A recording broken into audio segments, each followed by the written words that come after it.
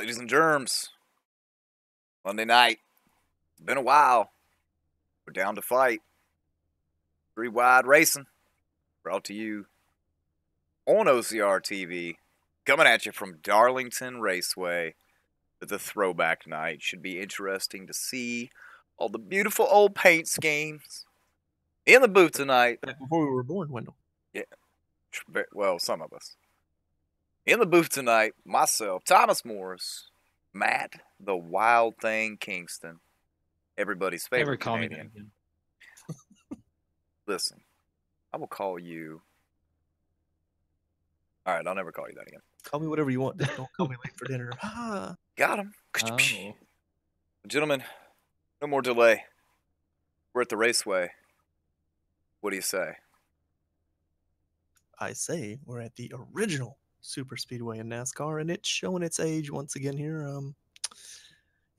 Typical old Darlington. Got to ride that wall. Hope you don't hit it, and if you do, don't hit it hard so you can keep going and make up some spots, because attrition will be the name of the game tonight. Unfortunately for me, I could never figure out how to stop hitting that wall, but some of these drivers here, we see they're real quick in qualifying right now. Cameron Rich got the pole and ran a pretty good lap time, but Peter Short real close behind him. I know we never thought we'd see those two guys qualifying up front, but no, never. They're both locked into the chase with wins, but on that topic, we've a little bit of a battle going to be happening here from 12th to 13th, Wendell and Thomas.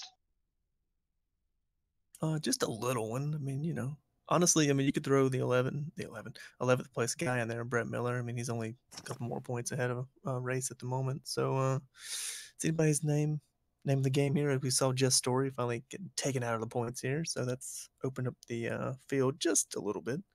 Johnny Thomas virtually a lock at this point. I mean, 79 points ahead.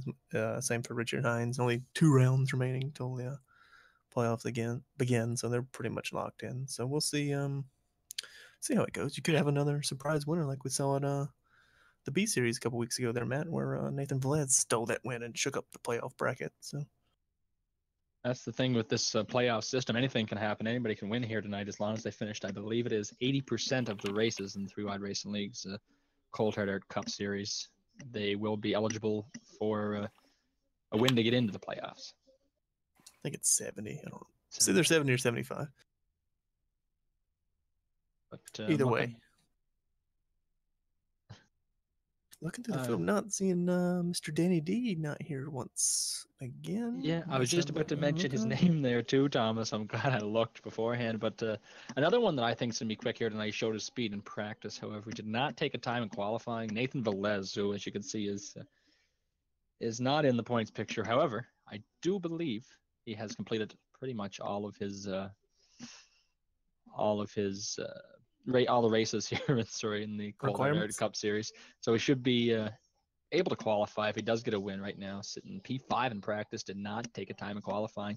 What do you guys think of that? A whole host of folks did not take time tonight. So you think that's a good idea? Because I know I talked ill of it last week and it kind of worked out for some of them. But.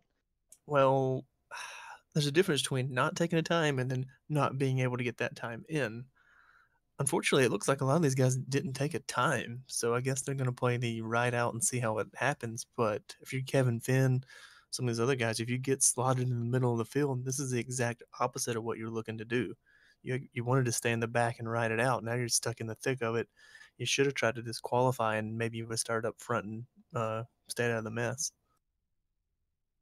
It's definitely going to be an interesting racetrack because we know there's pretty much only one way to get around here. Passing's pretty difficult, especially when you're going into turn 1 wide open, and tires are going to be of the essence. I would say after 5 laps, everybody's going to want to come down for tires if they can with a caution.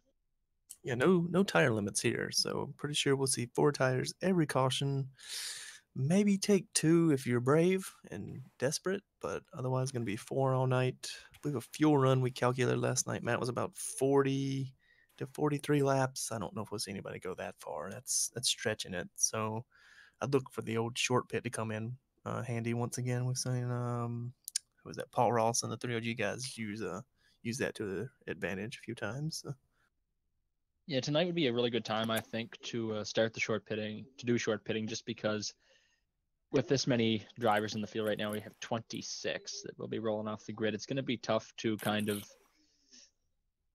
get around early in the going. You're going to have to wait for things to happen, and a lot of people are going to be into that outside retaining wall in turns 1 and 2 and 3 and 4, because both ends of this track, guys, are different.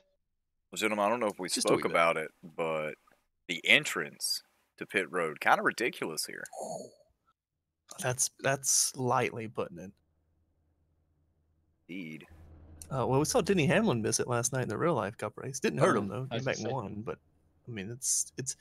I've seen people miss it under caution. It's so bad to get on. So we'll see how it goes. Boys, we haven't done this in a while, mostly because we had a couple nights off.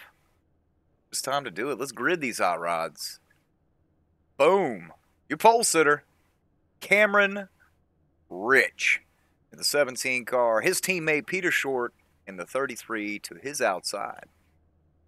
Rolling off P3, looking for that win to get in the playoffs. Luis Salmosa looking to maybe stir some feathers here to get that win, because he had a good run a couple weeks ago, just couldn't get the finish that he was looking for. And to his outside, Sam Close already got a few wins this season, looking to get one more to even back up with Peter Short. Well, guys, the third drive in the Eisentech Enterprise, the number 22 of race, Danica Clark, starting P5, one of the best qualifying performances we've seen from him/her all year long.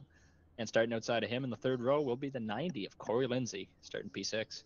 7th position belongs to Mike Stevens for Shake and Bake Motorsports. He's piloting the 63 tonight with Paul Ross, driving the 18, rolling off 8th. Rolling off 9th, the guy who's virtually locked in on points, Johnny Thomas, but he'd still have to get a win here before we start the playoffs. And to his outside, the man battling back from Hurricane Harvey this week, Chad Brown, looking to see if he can bring home a solid run after a tough week in real life there. Starting row 6, we have the 12 of Matt Hackathorn. In 12th spot, we have the 32, Jeffrey Acree. And right behind those two boys, we got Carlos Acosta in the 2, looking to not accost the field tonight. All right, that was a bad joke. But we're going to work on that. We're going to work on that. And then our favorite viewer, not that we have favorites, but if we did it, it'd be Chuck Sweeting. He's piloting the 26 tonight, rolling off 14th. Rolling off 15th, we have Brooks Westfall, who has been on quite the charge lately. Got himself pretty secure in the points.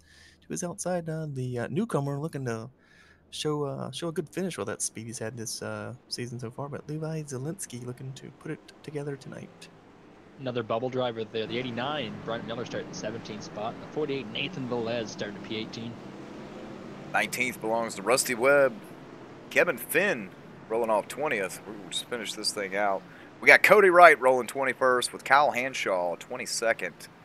We got Richard Hines sitting 23rd with Jordan Teal 24th. And then Wade Lear running, what does Trey call a shotgun Charlie on the field? Something like that. And David Cordier in race admin. You almost lost a broadcaster there. A June bug landed on my headset, and I threw it across the room. Let's get this thing started here at the Lady in Black. In case we didn't mention it, 182 laps tonight, ladies and gentlemen. So sit down, relax, and enjoy the show. I'd grab a drink if I were you guys. All right, pace card off. Gonna hand it over to those Eisentech boys. Who's gonna play nice here into turn 1. Green flag's out. They're gone. Throwback, Darlington. Let's do it. Might be a throwback race, but the same result up front for Rich with a huge jump on that restart. I hear that Rich boy is pretty quick around these parts. That's what they're saying, but I wouldn't count out Peter or, well, anyone in the top 5 right now. And I'm sure single file out there too. That's a good call, especially with how long this race is. I'm sure you've noticed everyone is single filing out, because that's just what you do here at Darlington. There's no side-by-side lap after lap battles here. And gentlemen, if you'll remind me what we'll do tonight, we'll try to at least focus on everybody's throwback scheme. That way we get to see all of them. Yes, and without a doubt, they should also go to the Twitter page and check out their real-life counterparts. Most guys have done the side-by-side thing, Wendell, so it's kind of cool to see who they've mirrored it off of or kind of taken ideas from. I think the 3 Wide pages retweeted most of those. Well, out front, we got Cameron Rich in the 17. We got Peter Short in the 33. And then Luis 33's on the wall. Salmaso right behind Peter Short there with Sam close. Actually, pretty close to the 4-car. Four-car gaggle here for the lead. See, this is one of the other tracks where it's hard to run away from the rest of the field because everybody's running the same line lap after lap. There's very little variation from where you can run. I know normally when you run here, Matt, it takes maybe 10, 15 laps. Then you'll start seeing the guys who got the rhythm down, which is a huge part here at Darlington to get. That's when you start seeing the pace get set, and that's when you see the field spread out. But like you said, this early on like this, it's kind of monkey see, monkey do, unless the guy makes a big mistake in front of him. He's going to ride behind him. Yeah, something I want to bring to attention there, Thomas. We talked about it last night when we came with the cutaway cars. Peter Short, 3 and 4, he came right up to that wall, almost hit it. Oh, we got the 2-car. Carlos Acosta. He's cartwheeling down the inside retaining wall. That's a tough night there for Carlos. Smacked the outside wall and cremated the inside wall at the back end afterwards. It's unfortunate. See if we can get that thing repaired and back out there.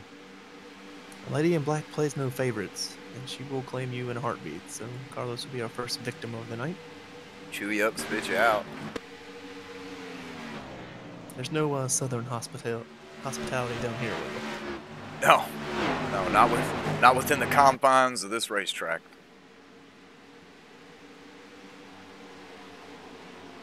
Looks like that 5-car was able to get around the 4, so here's Sam close up to P3. Track down the top 2. Just noticing here, guys, sorry, the 03 Wade Lear has not made it on track as of yet, and he will not be able to because we are past lap 6. The 03 done for the day. Yeah, I don't believe he's in the server. I believe he left earlier. They have had computer issues or something. We couldn't get back in. Somebody that's not taking any prisoners. Kevin the Flying Finn gone up there just past the 89 Brent Miller. Levi's eventually right on his toe. Looking to get Cody Wright next. I'm going to extend his way up to the front. Well, he's driving the Viagra car tonight. He's maybe looking to keep it up there. No, I have good luck in that machine. Oh, also, I forgot to mention, guys, anybody that's at the track that wants to go down to the pit box for free samples, the 14 crew is giving them out. Only thing is you have to take them at the pit box. You can't take them for later. Oh, that's interesting. It is pretty interesting. Might have to take a little break here and mosey on down. Be safe. You know, gentlemen, I'm looking at the intervals here, and I'm looking 1st through 24th. There is not 2 cars that has more than a second between them. Yes, says we've got Johnny Thomas looking underneath Mike Stevens here into turn 1. I think this is the nature of the beast, Wendell, until we get strung out. Even if you're faster, like we said, you can't do anything. You can't just turn underneath the guy and pass him. There's just no room. I mean, you can, but you will push him in the wall, and yeah, they'll probably remember that later on. See here, Cameron Rich, our leader, lapping Carlos Acosta, and he pulled off to the bottom, let him go. Yeah, I'm thinking it's going to be a long night for that 2-car. Yeah, 2-car has damage on all 4 corners. 33 scrubbed the wall again there just a little bit.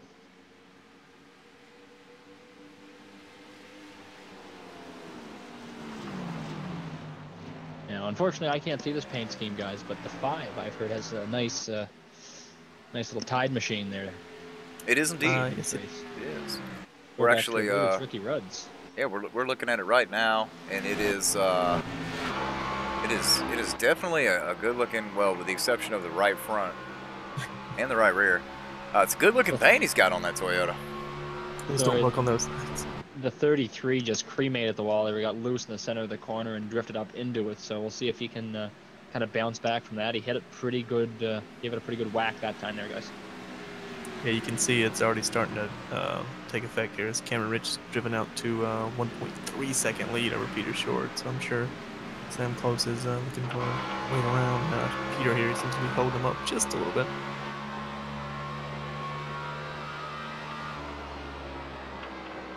Looking through, I believe I saw Mike Stevens lost a couple more spots, so not going the right way for Mike right now. Trying to get in the playoffs and needs all the points he can get.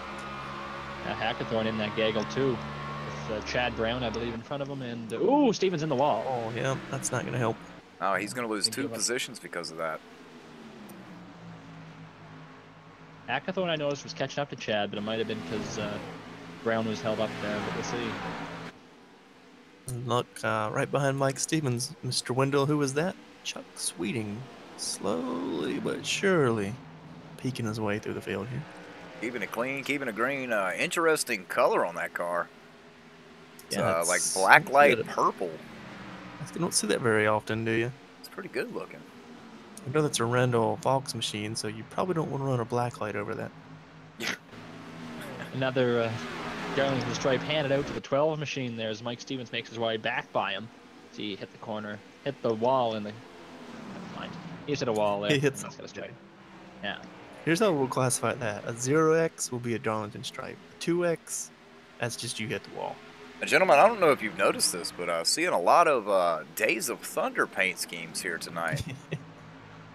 Got Mike Stevens in the 63 with the Hardys. We got Hackathorn in the wired paint scheme. Looks like the Superflow, if I'm not mistaken. We got Chuck Sweeting coming around him. We got Brooks Westfall in the City Chevrolet. And there's one more I saw. I can't remember who it was. Is it Corey Lindsay? No. Nope. Believe. Just keep running up through here till we find it. Walk, don't run. It's it's actually gonna bother me a little bit until we do find it. We'll come across it at some point, but I believe there's 4 cars in the race with DOT paint schemes, if you will.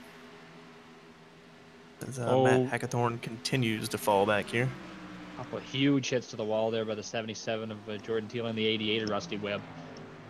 They looked like their car went through a war, to be honest. The late sides are gone. Yeah, Webb in the Hooters car tonight. And he's hooting up at that wall. Both of them, the 77 and the 88, a little bit out of shape coming out of, what was that, 4 there? It looks like me, guys, when I used to partake in these ridiculous races. You remember had a couple of incidents here that night. Yes, and that's going to be a question for the next caution, for the first caution, rather. So don't give away the answer. Though. Just a few, though. Just not too many. Respectable amount. I've never finished a race here. So. Oh, I'll take that back. I finished one. We got the 97. I'm going to have to go with probably one of the most accurate throwback schemes. Even though it's not thrown back too far, but in the 97 car, he's rocking the Sharpie logos. Reminiscent of Kurt Busch. Do you remember him running that car? I don't remember the yellow one. Don't believe it was yellow. It might have been. Might have been. He had a die cast. It must have been like a one-off or something. A one-off deal, yeah. Oh, there's trouble. You got to save the 32 Jeffrey Acree. Good save. Bought the firm. We're looking back up here towards the front. We got Johnny Thomas. He's pulling over, letting Chuck Sweeting by. That's going to drop Johnny back to 10th place. Now, that's another thing you typically only see here at Darlington too, Wendell, is people will actually pull over and let you go because they know there's nothing else they can do. Chad Brown just did it for Chuck Sweeting in the 26 car there. Well, it's one of those situations, Thomas, unlike most other tracks, if a guy gets a nose on you, most other tracks you can just keep it there, but you go into the corner too wide here and probably not going to come out on the other end. You could try, but you're playing with the laws of netcode, so. Chuck had a nice run there off of turn 2. He's going to see if he can make the move on Race Clark here going into 3. We got the 12 car banging down the wall. That allows the 97 to get around him out of 4. Ooh, 77 around on the back stretch. Hard to the inside wall. That will bring out a caution. That was the exact same thing that Acosta did there. That's kind of surprising that it slid up further. He didn't come out quite a bit, yeah. Yeah, Acosta was still down towards the inside retaining wall. Mr. Teal here actually came back out towards the racing surface. Oh, big hit. Go ahead and say that one's done for the night. Yeah, he's laying down some pesticide spray. Well, we made it 23 laps without a caution. That's pretty good for 24 vehicles here tonight. Yeah, especially at Darlington. Yeah, very hot track tonight too. 85-degree air temp, clear skies. So, well, gentlemen, we talked about it pre-race. All these boys about to come down pit road. 4 tires and do not speed on pit lane. 4 freshies and fuel. That is a big no-no here because we've seen how hard it is to pass. So do not speed. We'll see if that 33 stays for a little bit extra time here, though, guys, to get those fenders pulled out because he did give the wall a couple of whacks. I don't think it looks you're like for anything. Looks like every lead lap car coming down right now. Bonus points not at the forefront of these drivers' minds. So hello to George in chat. Hi. Indeed, we got George Gibbs in chat. He's promoting the hell out of us. He's right though. Hit that sub button. If for no other reason than you can. Yeah, we're just one short of 190. So let's break that goal tonight. We should hit 200 tonight, guys. Dream big. So far, standard 3 is staying in. Yeah, he is. Yeah, Not long though. Kingston made the call there. He's Oh, he's still staying in. He's still sitting there. They're pulling it out. You can see the panels coming a little bit straighter. I don't know if that was worth the risk. I mean, he was slower to Sam close. That was about it. So I think I would have rode that out a little bit. Does beat Brent Miller out of the pits there. It's for 19th position unofficially. All right, well, so we got your second back there. We got your top 5 coming out. We got Cameron Rich, Sam Close, Luis Salmaso, Corey Lindsay making his way up to the top 5, and Paul Ross. Oh, Ross, nice little STP paint scheme there, as long as I'm seeing that properly. Yes, that's a pretty good paint. Probably going to run better than the real-life STP car ran yesterday. So. Doo-doo. Well, one of them wouldn't pull off the track, and the other one couldn't race. I saw that on the replay. That's pretty funny. Oh, gentlemen, we got a name I've not seen in chat so far. We got Trent the Truth Hughes. He's saying, hey, how you doing, Trent? I hope you're having a good night, bud. Trent the Truth. We could have used him in another thing we broadcast not too long ago. Could have got the truth out of everybody. Yes. Oh, the question I was going to ask you guys, I asked it before, so if anybody actually remembers from many months ago of broadcasting.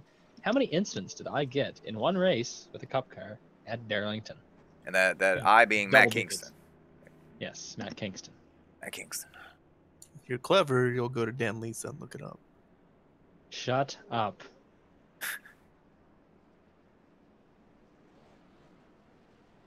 If you're not clever, you'll guess really high.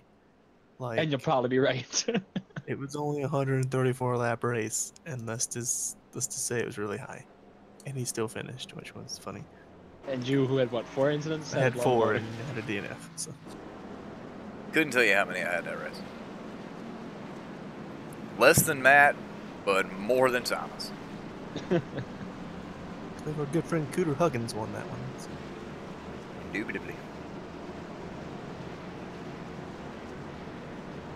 Cameron looks like he's going to take the high side for this restart. Smart man.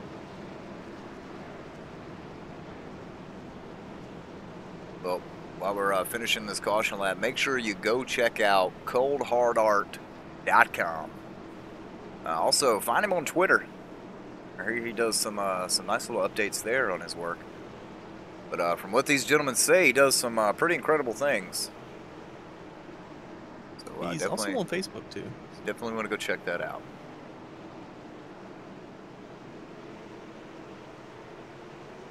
Gentlemen, the pace car is down. We got Cameron Rich, Sam Close. How close will it be? Not too close, because Cameron gets a huge jump. Going to pull Corey Lindsay with him on the outside. Sam should be able to clear. Nope. Nope. Maybe. All right, now he does. Maybe, yep. Got him. That was one of those, you probably should have cleared him earlier.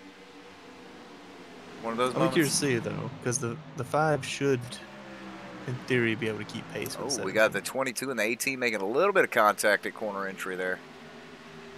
That's going to allow Chuck Sweeting and Chad Brown to get around the 22. Move Chuck Sweeting up to P6. 22's got to be careful. Get too much damage. 33 just gave a little bit of a chrome horn there to the 97 as they checked up going into corner number 1. Nathan Velez. Oh, we got Mike Stevens around on the back straightaway. No caution. So he'll get it pointed in the right direction. We will stay under green here. Been a rough couple weeks so far for Mike Stevens. I believe he wrecked, lap 2 at Indy, and now he's around here early at Darlington. So not the way his playoff hopes are going here. Going to be a lot further up in the field tonight, I'm sure. Well, the good news is if you're going to have a mistake, you're going to want to do it this early instead of on lap 130. True. Plenty of time for him to rebound from that, so we'll keep an eye on him. Peter Short does clear Zelensky there. He move up to P13 on the board. So. And up front, we got Salmaso making his way around Corey Lindsay in the 90 for P4. That was a good stop for that 90 car because he wasn't running in the top 5 before this caution. So no, it's a good pickup for him. And I'm not sure who went backwards, but Chuck Sweeting has made his way up to the 5th position. Looking here, guys, in the chat, Brian Lee says, yes, Kurt Busch ran that yellow steam a few times. So, oh, God. If you can remember, what races were they? It's so hard before the assassin attempt now. I don't really remember when he ran. Remember the time he yelled at Dr. Jerry Punch? The fact you can bring that up in a race car driver's career is just amazing. Not a president, a race car driver's career, an assassination attempt. I don't recall that. You know, his wife was an assassin, tried to kill him, choke her out the trailer. Then he's suplexed to the table. Sorry, allegedly. Again, guys, everything's single filed out here, but Peter Short making short work of the field right now. He's been picking them up and knocking them off as Velez in front of him tags the wall just a touch. He's gonna, I think, yield for that 33 machine. Yeah, Velez gonna yield that position to the 33 car. Peter Short up to 12th after sitting on pit road for what seemed like an eternity. At least a solid 30 seconds. You got Johnny Thomas pulling over, letting Kevin the Flying Finn around. You know, something close, not letting Cameron Rich get away either, though. Something I've been noticing with that 83 has been last couple of weeks been extremely respectful, or yeah, let's say respectful of the field. Keeping his nose clean where the other cars are concerned, and it's paid off for him the last couple of weeks. Yeah, remember he had that pretty horrid couple weeks there where he couldn't even finish a couple laps. So I'm sure he's just been trying to keep his car clean, like you said, and if you do that, normally you can get to the finish. So if you get to the finish, normally a top 10.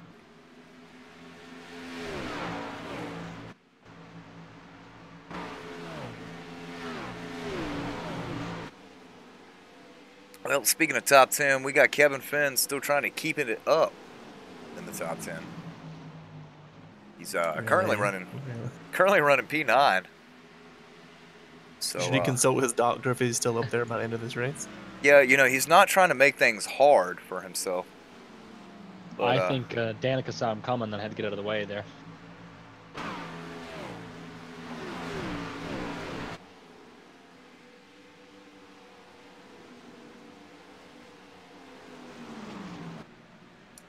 The flight path for the 33 there is still clear as he gets around the 83. Going to move him up to, what, P11?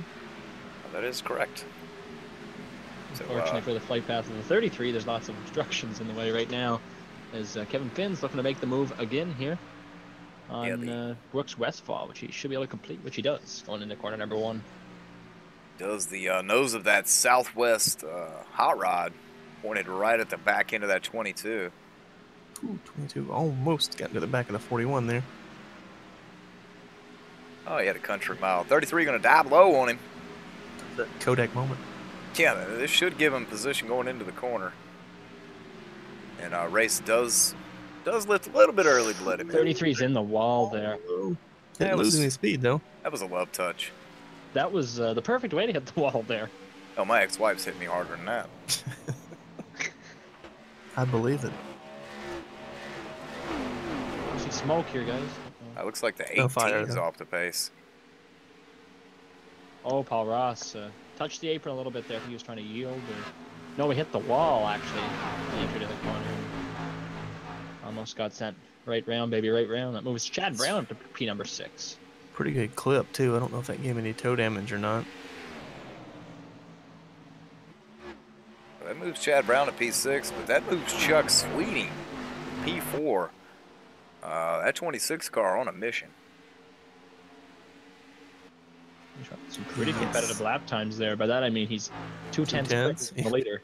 That's pretty competitive. And looking at his panels, it does not appear that he has touched anything other than the racing surface tonight. Well, right now the fastest of the top 5 is Corey Lindsay back there in the 5th position. As somebody just massacres the wall. It was the 64 Chad Brown. Sound a lot harder than it was there, but nonetheless. We're gonna be bringing you replays of this all night long. If you look at the top right-hand corner of your screen, our graphics master Thomas Moore is giving us a new overlay. So top right-hand corner will indicate whether it's live or a replay. If it doesn't say anything, it's live. I figured they could figure that part out. You know. What happens if it says something, though, Wendell? If it says something, then it's going to be replay. Or it crashed. Or it crashed. One of the two. Stay tuned and find out. Hey, it's free. What do you want, you know? Also, very true. A pretty decent sized gap up here with the top 5. It's not until you get to 6th back where the gaps decrease and the racing begins. Yeah, I thought Close might have had something for Cameron, but it looks like as the more laps they run, the better Cameron Rich gets. So compared to Sam Close, I believe Chuck still one of the faster cars on track though. Guys, Peter Short made his way from 19th position right now in P7 as he just makes the move on Chad Brown. Yeah, Chuck over 3/10 faster last lap than the leader. So.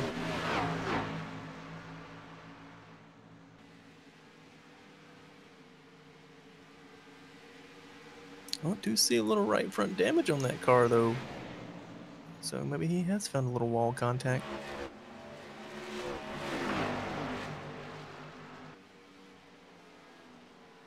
Maybe not flag. Oh, Mike Stevens contesting the 17. He hits the wall, almost gets into Sam Close. That was a close one there. Let's tighten that lead up, though. It did, yeah, because Sam did not flinch. We have a caution on the raceway. 9 and 38 are slow here. Who is that? That was a big wreck Bryce there. Clark in trouble. That's not good. Bubble. 48 looks like he slid up just a little bit and tagged the left rear quarter panel of that 22 Machine Race Cleric. And Richard Hines just tombstone pile drove in. Yeah, a little bit of net code there off of the 48 car, but rather unfortunate. Not good. It's not good for the playoff picture, though, Wendell. It's race is only 15 points above the bubble, and right now Mike Stevens is still hitting the wall and circulating the racetrack. Yeah, that's true though. It's gonna. I don't know if it's not gonna hurt Mike Stevens, but he's gonna have to capitalize on that. That's what we talked about though, Wendell. You can't. If that guy gets underneath you, you gotta let him go. Because if you race side by side, that's what can happen. Lift a little bit and let the guy go, and then tuck in behind him. Yeah. One position in a corner is a lot better than 20 positions through the second corner. He wasn't terrible until Richard Hines had nowhere to go. So. Yeah, that's the unfortunate thing there, especially when you're already geared up to go into the corner the way you want to, and then that happens in front of you. It's kind of impossible to avoid it. Hey, guess what? Everybody's pitting. So, little housekeeping note here again. Jordan Teal, the 77, has retired for the evening. Yeah, I think he's fixing to gain some buddies on that one. Yeah. See if Race can stay on the circuit, though. It's going to be a tough one. He lost there. Yeah. We got Cameron Ridge coming off. Sam Close, Sal Masso, what appears to be Chuck Sweeting, and Kevin Finn coming off. It's going to be your top 5. Oop, might have had a speeder from the 41, maybe.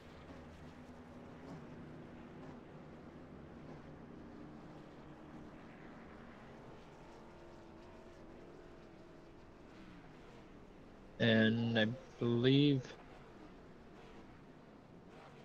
yeah, Peter Short stayed in the pits a little bit longer yet again. Well, maybe get the rest of his damage repaired. While I'm looking at it, so. while we're thinking about it, you know, we had Hurricane Harvey come through not too recently. And Brooks Westball running an American Red Cross scheme tonight. And kind of reminding people, if you text Harvey to 90999, you donate $10 to help out the victims of Harvey.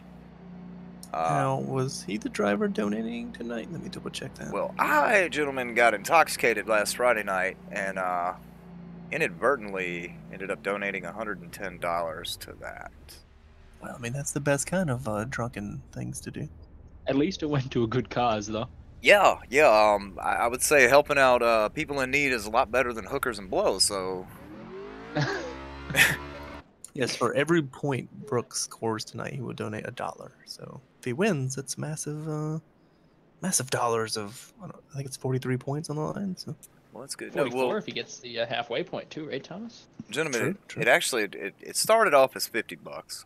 And you doubled down. Through a benefit stream, and then they threw the host to my personal stream, and I asked them how much they raised, and told me, and I said, and remind me how much I donated, and she said 60, and for some odd reason, I said, you know what, fuck that, double it. So yeah, now we don't eat lunch this week, but I mean, you know, crackers. Probably. It's only 1 week. I'll live. Some of those people may not be eating lunch for quite a while if it's not prepared by the Red Cross. So, just to fill you in too, Race Clark done for the night. Oh, that's gonna be really detrimental if Mike Stevens can capitalize. That's detrimental. I say, Let's make it exciting awesome. For Richmond, because it's going to be really close in points. Yes, it will. It's going to be incredibly close. So we can get another clean restart here, as we see in the last few goes at it. The guy who really needs to have a banner night tonight is Cody Wright, because he's sitting 26 points out, and he could really make up a lot of points. If Mike Stevens has trouble, and well, we've seen Race Clark already had trouble, he could put himself within striking distance come Richmond. Ready to get back going here, though. You mean if Mike Stevens has more trouble? Yes, more trouble. We're back to green with Kevin Rich once again firing off, and Chuck Sweeting on the outside going to follow him through.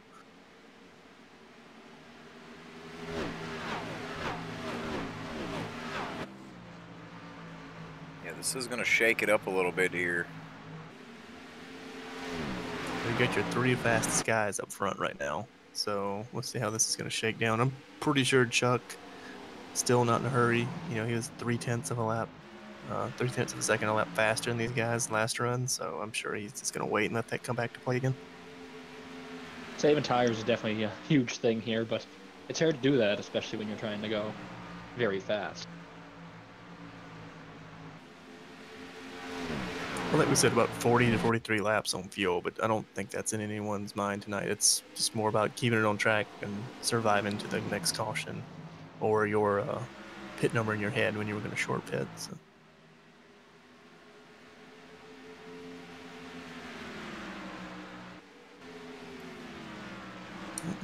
Rusty Webb caught a piece of the wall back there racing, and Johnny Thomas and Mike Stevens get by him there. So. Nathan Velez as well, allowing Peter Short to get around him.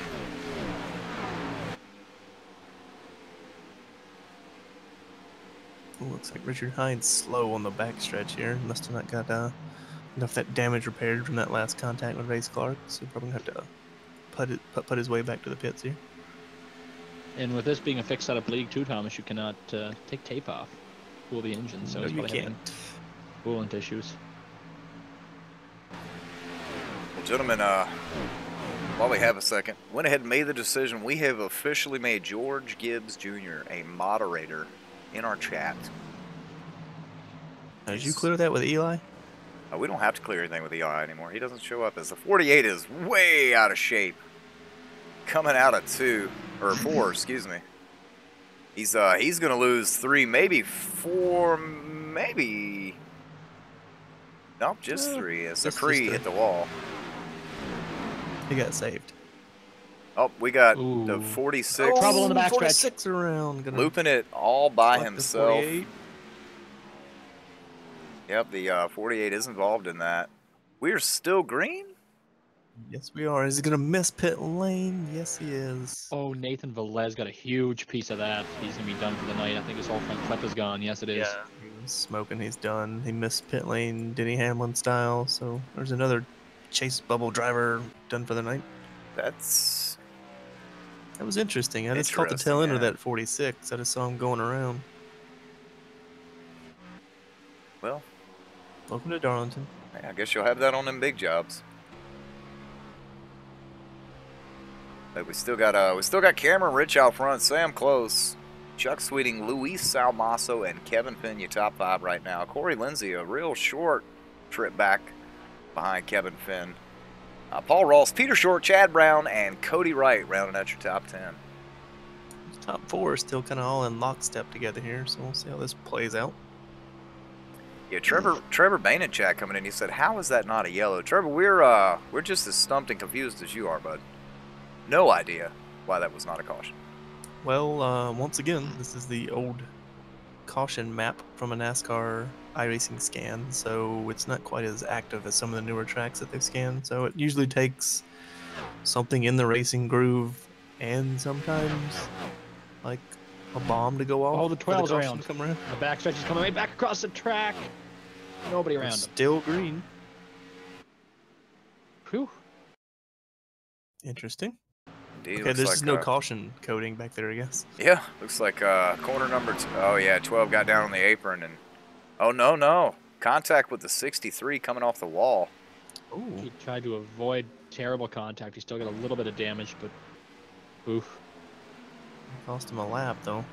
You know, and it, of course, my opinion, it looked like the 63 was just trying to get out of the way after that. Just wasn't able. Yeah, well, it's very hard. Like we've said, sometimes you can't get out of the way here. You're just, when you try to get out of the way, you're just more. Oh, Sam Close hard on the wall. Chuck Sweeting and Kevin Finn going to come around him. Or Luis Salmaso, excuse me. Kevin Finn probably will be shortly, too. That's a lot of damage on that 5-tide machine. It is indeed.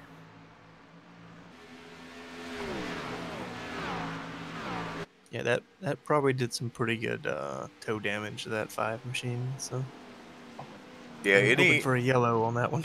Anytime you can see through the hood to the engine bay, it's very, very unnatural, if you will.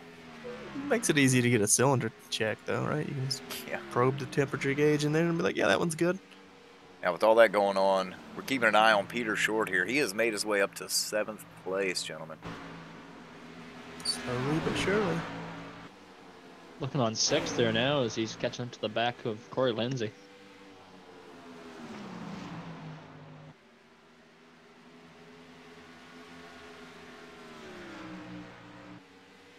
Lindsay gets the wall a little bit there. Just a tidbit. Smidge, even. Oh, Peter's on a nice run up off of turn number 2. Cut it 4. All right, Squire. Off of what used to be old turn 4, it's like, but it's not anymore. Please stop, Ken. He tried. I mean, it was past their bedtime. It's on Downing.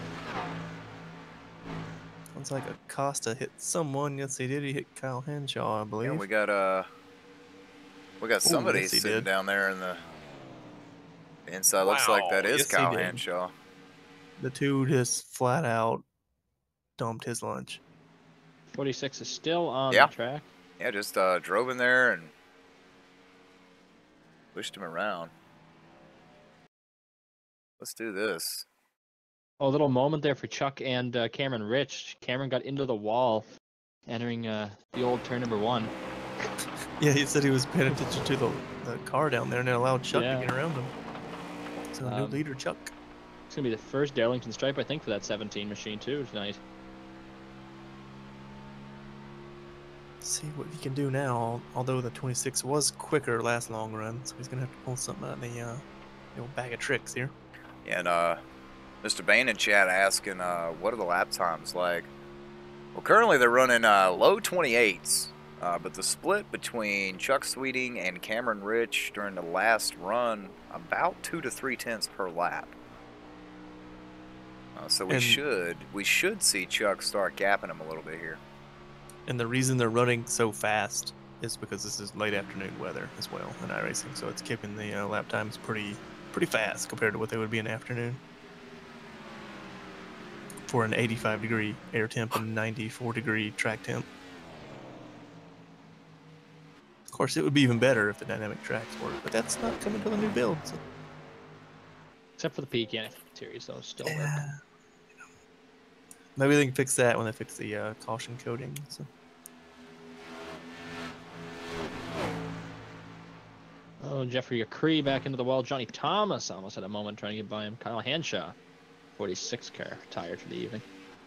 Now, something I've missed here is the 97, boys, is pretty much totaled.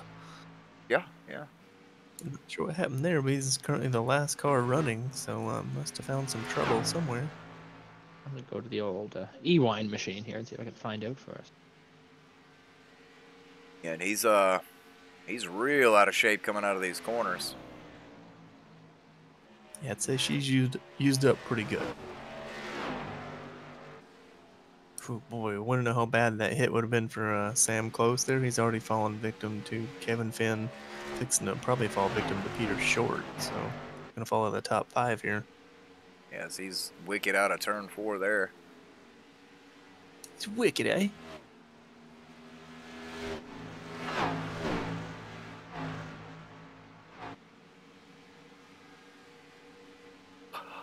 Well, you know yourself, Wendell, when you get that toe damage, you end up putting more wheel into it, which makes it even tighter, and then it snaps loose off the corner. Oh, you burn the hell out of that right front. The 97 got that damage. Somebody's in the wall at a 4. Hard to tell who it is. Oh, it was Salmosa. Hard in the inside wall. Oh, that's devastating for him. He top 5 run pretty much all night. Yeah, just pounded the wall out of 4, and he also hit the inside wall. Oh, guys, I feel like an NBC broadcast right now because we missed it, but Levi Zelensky actually got into that wreck with Race Clark and Richard Hines to get that damage. Wow, really? He was way behind that. He ran into the back of the 87, sending the 87 into the front of the 22. Okay. Unlike NBC, we called up and actually saw what happened. So. Yes, that's very true. All right, well, shake up front kind of a little bit. We got Sam Close coming back into the top 5 with Salmaso dropping out. Peter Short has moved around him. So move Peter up to the 4th position. He is most certainly a man on a mission right now. Yeah, he only ran a 10th slower than Kevin Finn as he was getting around Sam Close. So. Wendell, we have a request in the chat. John Brumman looking for some in-car views. Oh, yes, we most certainly can. Let's see if we can't go. Well, hell, let's go on board with Sam Close. See down into his engine bay. Oh, the 63 is having some trouble there. He's all right, kind of. So cremate in the wall, but he's still pointing the right way.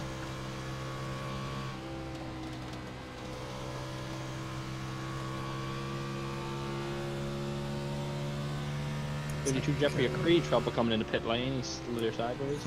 Yes, he did. Back going.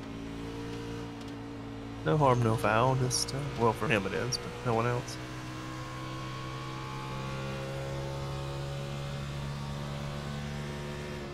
Sweeting extending his lead. Almost a second now. Might be a second this time by the stripe. Not doing it as quick as I thought he would. He's kind of matching just a little bit quicker than Cameron here and there, but they're still pretty quick, matching each other. 2 Carlos Acosta down pit lane. Okay, maybe not that lap, but it was last lap. It looks like Chuck's running a lot more conservative into, I think it was turn 3 that I saw. He was real slow, which is characteristic of that corner, I know, but he seems to be getting all he needs up off the exit of him. Yeah, it's still early to really. Plus, he's not under pressure to try and keep the lead, so it's really not the time to get up there and ride up near that wall. That's where the grip is, but It's really really playing with it here on iRacing to get that close to the wall this early. I'm sure you probably heard it there on Sam's onboard when Wendell was on board there. Not your typical. It's not a mile and a half. It's a mile and a third, but you know it's over a mile. Not your typical track where you actually go into turn one, lift just a little bit, hammer the gas back down, and then get out of the gas again to get out of turn two. I can't think of any other track you do that at. Normally, once you're in the gas, you're in the gas. Yeah, and if you get out of the gas, you're usually in trouble. But here, it's I have to take these corners. Let me tell you, with the weather today, Matt, I know we ran some laps last night. Turn two, whew, you're within maybe half a second of getting on the gas too soon. It's just gonna plow you into the wall. Oh, without a doubt, yeah. Turn four, I don't know if it's because of the difference in sun, but it's not as tight, but you will get a snappy loose up off. Well, guys, we mentioned it earlier. Luis Salmaso is still bleeding out from his earlier contact. He's right now in the 14th position, I believe. I'm surprised that car kept going. That was a hard hit to the inside and the outside wall. Surprised it didn't give him a meatball flag.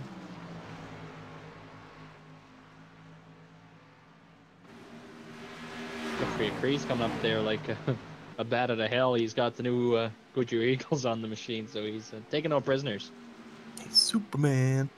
And the 4 is going to be coming down pit lane this time. See if we get some of that stuff fixed and 4 fresh Eagles on there. Probably the 4 tire is going to help more than anything because he's not going to have a whole lot of time to get anything fixed under green. Exactly, that's true, yeah. Unfortunately. I think we missed something, gentlemen. It looks like Sam Close was able to get back around Peter Short. Interesting. Not sure what happened there, but more damage to the right front, Wendell. You might be on something. Oh yeah, Peter Short pounded the wall through 1 and 2 about 3 or 4 laps ago. Same fashion we saw him do it previous times too. He just has trouble. Oh, the 5 actually got the outside wall too as he was making the pass, I believe. And the exit of that corner. That might have been scrape. That code probably. Toe damage for that 33 because it looked like he still hasn't got back up to pace yet. So. Good run right now, though, to mention Cody Wright, that 38 machine, running piece number 7. Qualified 16th quick. Or, sorry, practice 16th quick. That's what he needs because Race Clark currently scored out in 24th. So that's the points he needed to get in. That's going to make this battle for Richmond incredible. Even a guy like Mike Stevens, who's having a rough night, still a lap down, but already worked his way back up to P16, so still gaining points. Oh, Peter Short having trouble up off the corner, saves it. Oh, that's going to allow Hacker. Yeah, it's going to allow him to get a look underneath. Not for position, but still gets by. I'm venturing to say the tires might have fallen off of that 33. Just hit that cliff and just hit. That plateau, if you will. Oh, what was our phrase? Oh, the light switch. It's been flipped.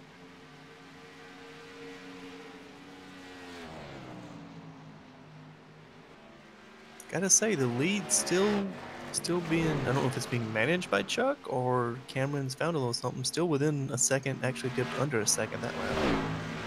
They're running, excuse me, almost identical lap times there. And they've pulled 3 seconds on Kevin Finn. So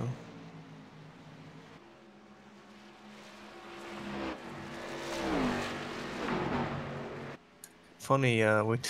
Sam Close actually ran some pretty similar lap times to the leader of that lap. So that damage must be coming back around to where the tire wear is enough to it's offsetting what he did by hitting the wall.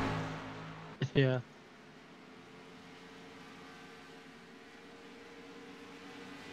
We were just in the 28s, what, a minute or two ago? Now we're already in the 29s, so... This was the fall off limit there pretty well. Smoking 3 that lap, not sure what that was about.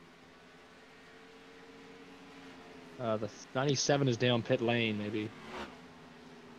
Yeah, the 97 looped her going in. Oh, he was losing it the whole way down the back straight.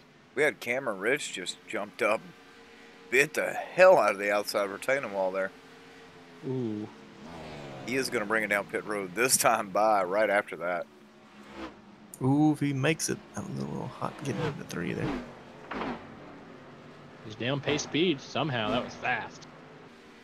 All right, so this should, I don't know what the strategy is for some of these guys, but this is going to open the window because he's going to have the fresh tires and be motoring back through the field.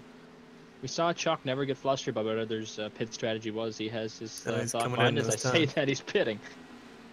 Must have been with inside the window there though, because I never ever seen Chuck vary from his schedule or from his pit strategy. This is one of those things it's kind of like a Homestead or another, maybe in Atlanta. You can't stay out. There's just too much time to be lost by staying out just even one lap. Very true. And Chad Brown gonna make his way down to pit road. See if he can. He's going real slow to make sure he makes it too, which is a very good idea. So we got Corey Lindsay on pit lane. Johnny Thomas came down. Kevin Finn right now is going to assume the lead. Getting pressure to Matt Hackathorn, who's, I believe, is going to unlap himself with this pass if he can complete it. No, sorry, he's 3 laps down. I've been gone somewhere. Cameron on and off pit lane, as well as Corey Lindsay. Lead Chuck is down and away.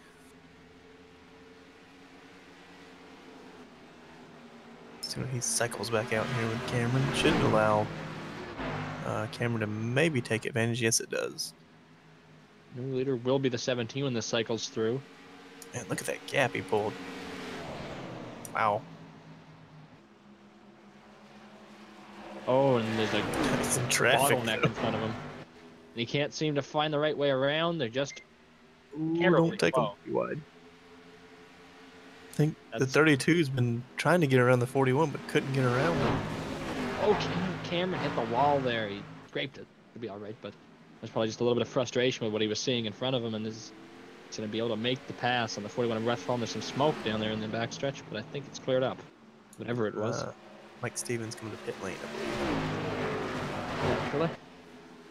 And he misses it. Mike Stevens is going to be coming back out on the racing surface as he almost takes out the barrels.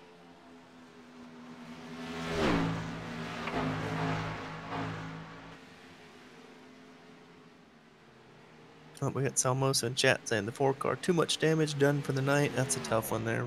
But we saw you hit that wall. We figured it was going to be a uphill battle after that. As Chuck's still managing the traffic here.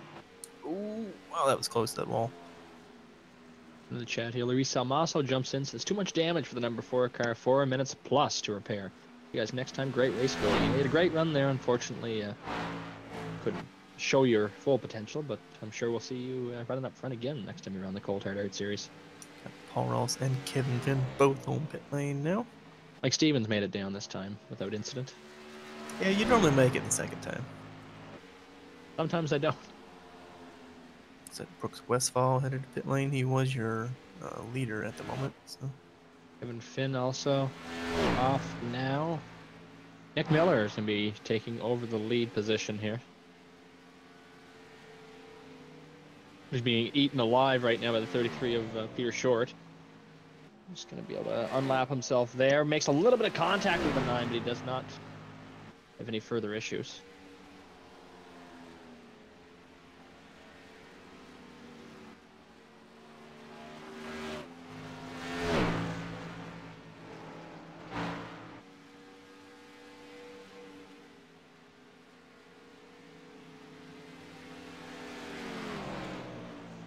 Looks like Rusty Webb's slow on the back stretch here. Not sure if he got another piece of the wall or he's headed to pit lane though.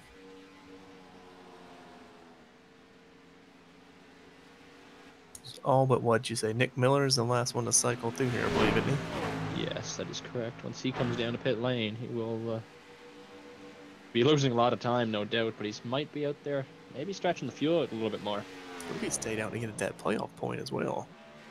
Oh, yes. Or a bonus point, which could lead to a playoff point. That's right, too. The halfway bonus point it actually does accumulate for playoff points as well, so... Sam Close, I know, has got a lot of those midway bonuses. He's got a few.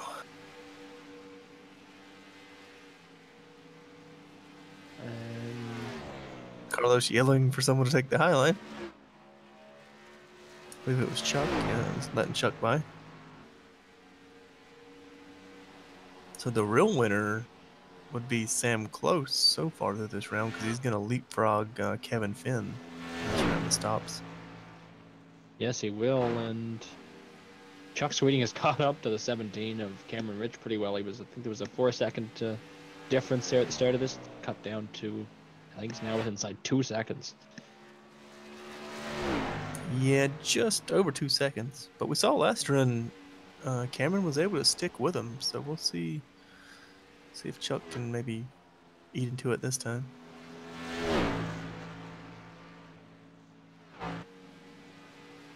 mean, Cameron ran 74 to Chuck's 95, but we also know maybe Cameron's pushing to try and get that lead up this time instead of trying to ride around. Nick Miller down pit road has relinquished the lead position back to Cameron Rich, who has extended the lead just a little bit on Chuck Sweeting. But we saw from before, Thomas, that Sweeting will resurge back up, I assume, at the end of this run. Another little battle shaping up here for 10th place. We got Chad Brown, Johnny Thomas, and Brooks Westfall as Johnny Thomas finds the wall. Ooh, that was a hard one, too. But it's a 3-way battle for 10th there. It's a solid top 10 day. As Wendell pointed out earlier, Johnny was kind of riding around letting people go. Now he's letting it settled in. I think he's trying to get those spots now. Well, we've working on lap number 100 in this event, and we still have another 83 circuits to go, so stay tuned for gonna make the move for 10th. Gonna get him, too. Maybe allow Johnny Thomas. I believe Chad's probably gonna roll over and let Johnny go as well. See if Chad can come back from this, because we know he's cut back to a partial schedule, Thomas. You know, he wants to get a couple good runs in for Pilot Performance Group. Yeah, without a doubt. They better get their motor running there because the leader is not too far behind them.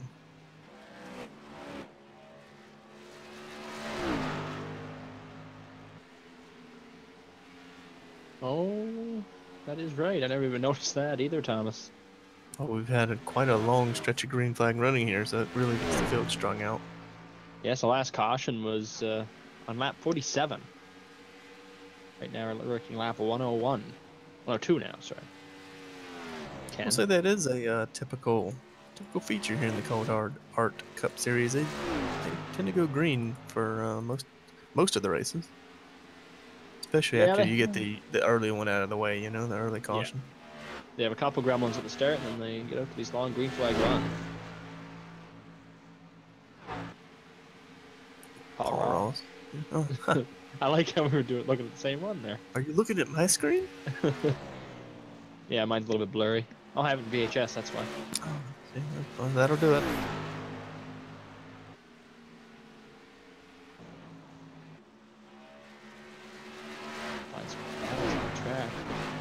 We'll say I can update you on Nick Miller. He stayed out that long. He's the first car 1 lap down. Now, clearly, he has the best tires of anyone in the field right now, but a lot of time to make up from that move.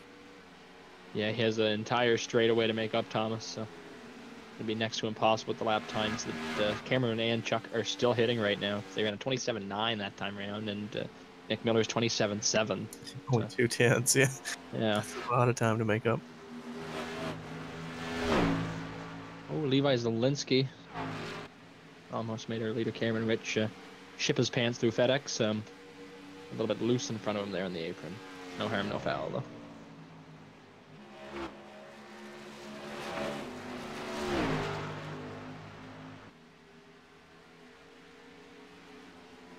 I'm wondering if the 41's trying to do it on one less stop. I mean, not the 41, the 9, because that would be doable. That would be now, you're correct. So he's in the camp for no caution, and I'm also in the camp for no caution, because I'd love to see strategy play out. Someone just dead farm in 1 and 2. That was Levi Zielinski, maybe? I believe you're right, and Rusty Webb also had a little moment there. Yeah, just got loose down there in 1 and 2 off the track. lot of pavement down there, but it's pretty much just apron. So. I believe that 97 might be done for the evening. He is right now on pit lane. He's had a rough night tonight. He never could find to. Well, getting that wreck that we missed. Yeah. Well, we didn't miss the wreck. We missed him getting in the wreck, so that probably just went downhill as the leader has cars all in front of him. There were 3 wide at one point on the front stretch. Chad Brown's going to be the next one to go 1 lap down here if he can't get his motor running a little bit faster. But it's going to be hard to that 17th flying. So, God, is that Mike Stevens getting lapped again? Let's put Mike 4 laps down. He's going to be careful. We can only go 2 more down before he gets removed from the server. The 6-11 rule, so... If you're just joining us for the first time here for the OCR TV broadcast of the Cold Hard Art Cup Series, in the 3-wide racing league, you can only go 6 laps down on anything that is a mile or over a mile long in length before you are parked for the remainder of the race. And Cameron Rich gonna put the 64 a lap down, the 64 yields for him. Matt Hackathorn looks like he's coming into the pit lane. He almost got the barrels. That was close. Almost didn't count.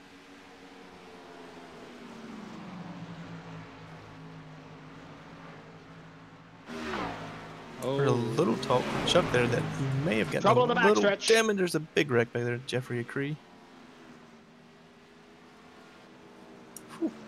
Johnny Thomas was getting a little bit screwed up there with 17 of Cameron Rich because Thomas got into the wall at center of 1 and 2 and he didn't seem like he could get off it. Then when he did, unfortunately, Acree was also down there underneath the apron, but he used it slow, just enough to bring up the yellow.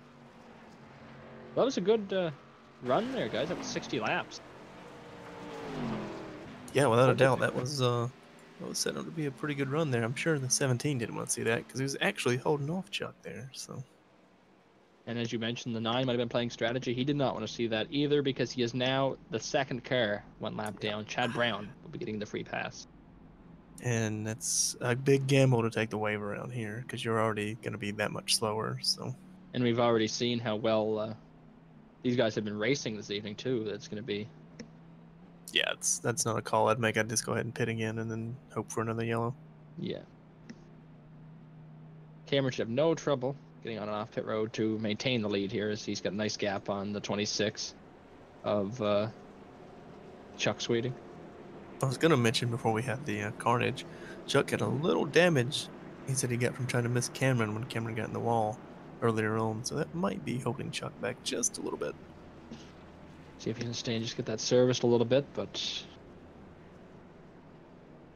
I'm sure Peter Short's going to come in and get some more damage fixed. Yeah, he's been slowly beating away on her all night.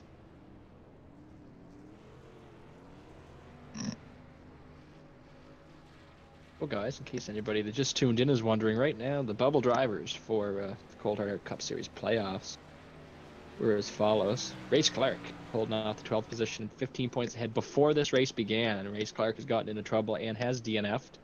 Mike Stevens, 15 points just outside of the playoffs. Sorry, he's looking to get back into it, but he's not running overly great this evening, but he's still on track. So that's definitely a positive.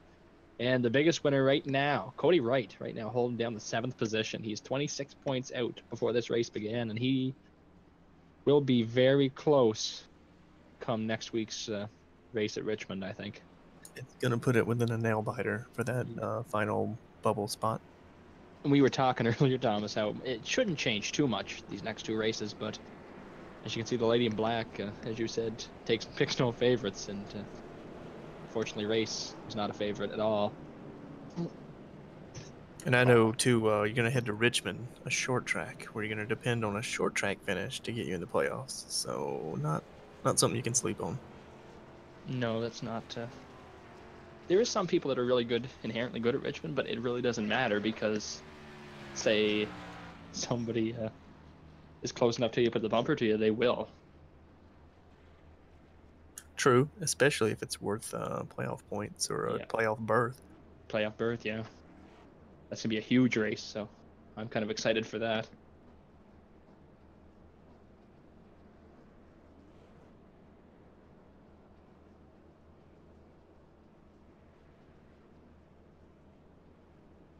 But on to tonight, it's been a great race so far. We've only had, I believe, 4 cautions, which is less than what they had in the actual Monster Energy Cup Series race last night in the first 100 laps. So, yeah, yes. Yay!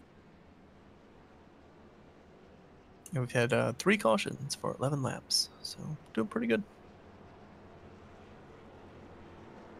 It's been relatively tight racing all evening as well. It's pretty good battle up front with Cameron Rich and Chuck Sweeting, and that's going to be amplified now with them being right together. Now, I believe, yep, I can double check that. Sam Close took this time to get some damage fixed because he's going to restart 10th instead of 3rd where he was running before this last caution we had there. So, let's see if he can battle up to the field. I don't believe Peter Short stayed in to get any damage fixed because he's restarting P5. Yeah, and Peter qualified, I think it was P2, so hopefully he can get back up front and contend for this win against Chuck and Cameron.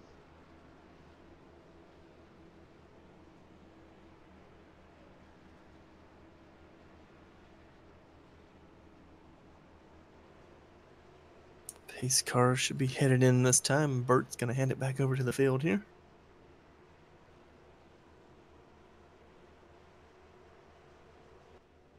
And Cameron's gone once again. That Highline just gets such a mega restart.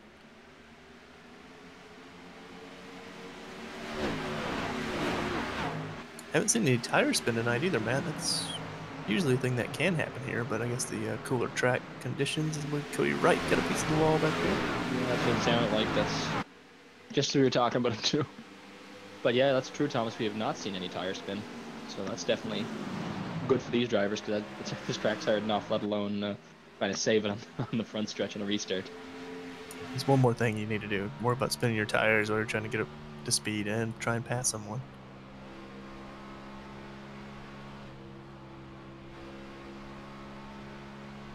So far, so good as Chuck's stalking Cameron there down the backstretch into 3.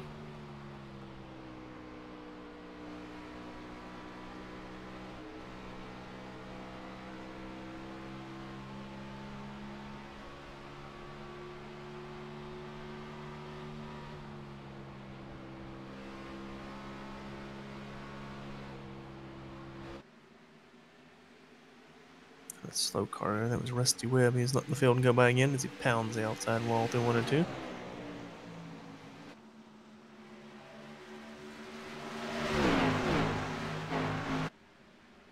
Now we have 12 cars left on the lead lap.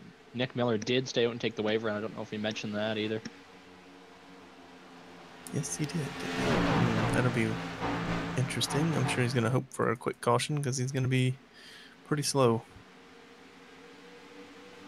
Yeah, he ran an 8 last lap. Corey Lindsay into the inside wall. He's going to be around in the backstretch. He was in the 9th position when that occurred. He'd lost it. Going back in the right direction, however. That was a pretty hard hit to that inside wall. No caution, though.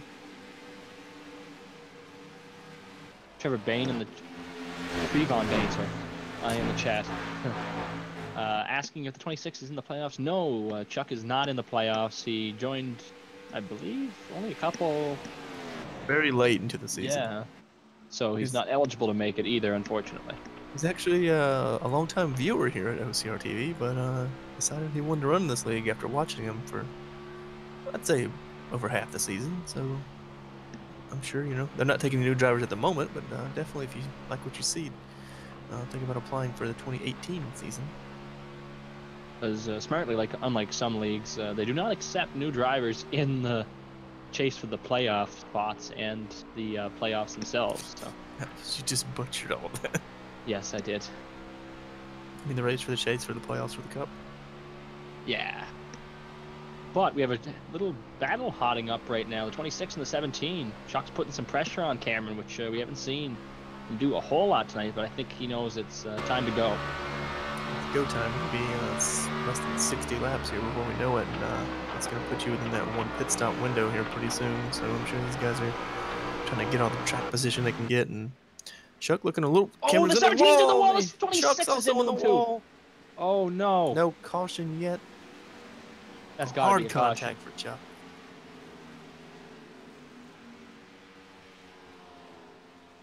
Go back and look at that. There's the yellow there's the now. caution. Looks like Cameron got a little out of shape out of 4. That's going to open this race Hit the right up. wall. Wow, left nowhere for Chuck to go. Chuck had no choice. He couldn't. You're going so fast to that corner, Thomas, you can't. Yeah, you can't turn to miss it. You're just in it, so... Good job keeping it all Kevin fan, though. Chuck did the sacrifice himself policy there.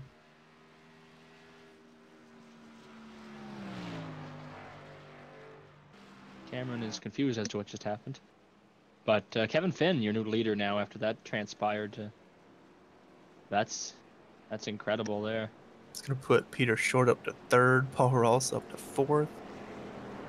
We're not done cycling yet because Cameron Rich is going to have to pit and get that taken care of. He has no rear bumper on that car.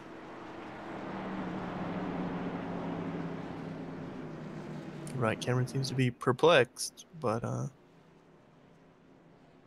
pretty sure he hit the wall. Yes, he did. Oh, we got Eric Mika in chat. Yeah, I don't know who he is. Want to know where Godzilla is? He's not here. Gonna go back on that. You go to Got That Stat on YouTube and watch some of our Did I cover that? Got That Stat TV after dark. I guess I did. Oh, so this is going to be a crucial pit stop here for Kevin Finn.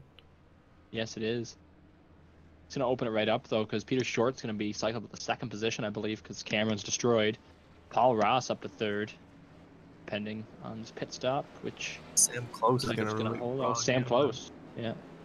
Brooks That's Westphal coming out in the top 5. That's going to be my money car, that 5, because he's in the position now. But Nick Miller, this caution worked out fantastic for him, along with Cody Wright, because Cody is now even closer to being able to overtake Race Clark for that last playoff position. Yeah, I mean, if Cody can play his cards right, he could still a top 5 here. Man, that was crazy.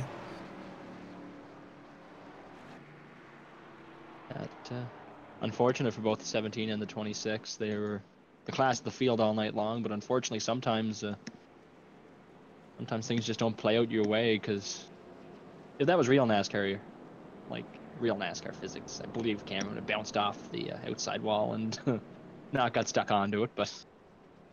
Yeah, it wouldn't have shot him back out across in front of Chuck. That was kind of the odd thing that happened there. Well, regardless, we will have not the fastest car win tonight, but we'll have someone win. Could be the 14, could be the 5. Could be a new winner, too. This is going to open this race right up, because I believe, Thomas, we still have at least one more pit stop to make after this. Oh, the 26 having trouble. He could be a little bit frustrated there. Yeah.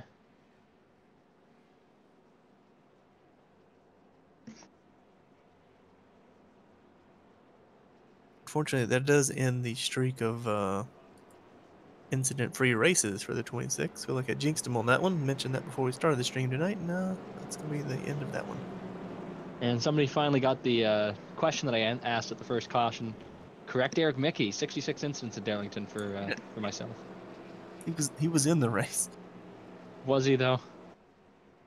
Probably. He's driving for that money laundering team. Oh, yes, that's right, in that money laundering league. However, 3-wide racing league, definitely one of the classiest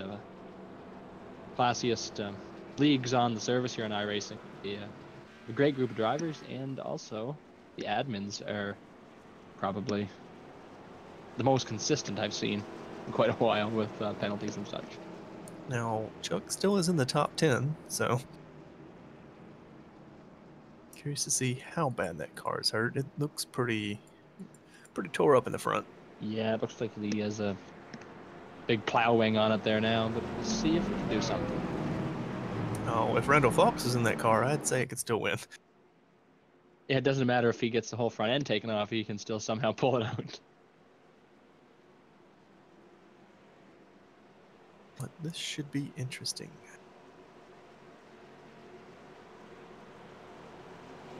I like to say this changes everything. Yes, it does, because we have a lot of other people that can win this race now. All top 4 have won a race so far this season, so they've pretty much got nothing to lose, with only 2 races remaining as we're back to green with Kevin Finn getting a good jump. Oh, Ooh, Peter short with is a slow. bad start. May have missed a shift there. Something you don't see very often. No. Oh, and the 38, I think, just clobbered the wall. That was the 41, sorry. Brooks Westfall. That's good.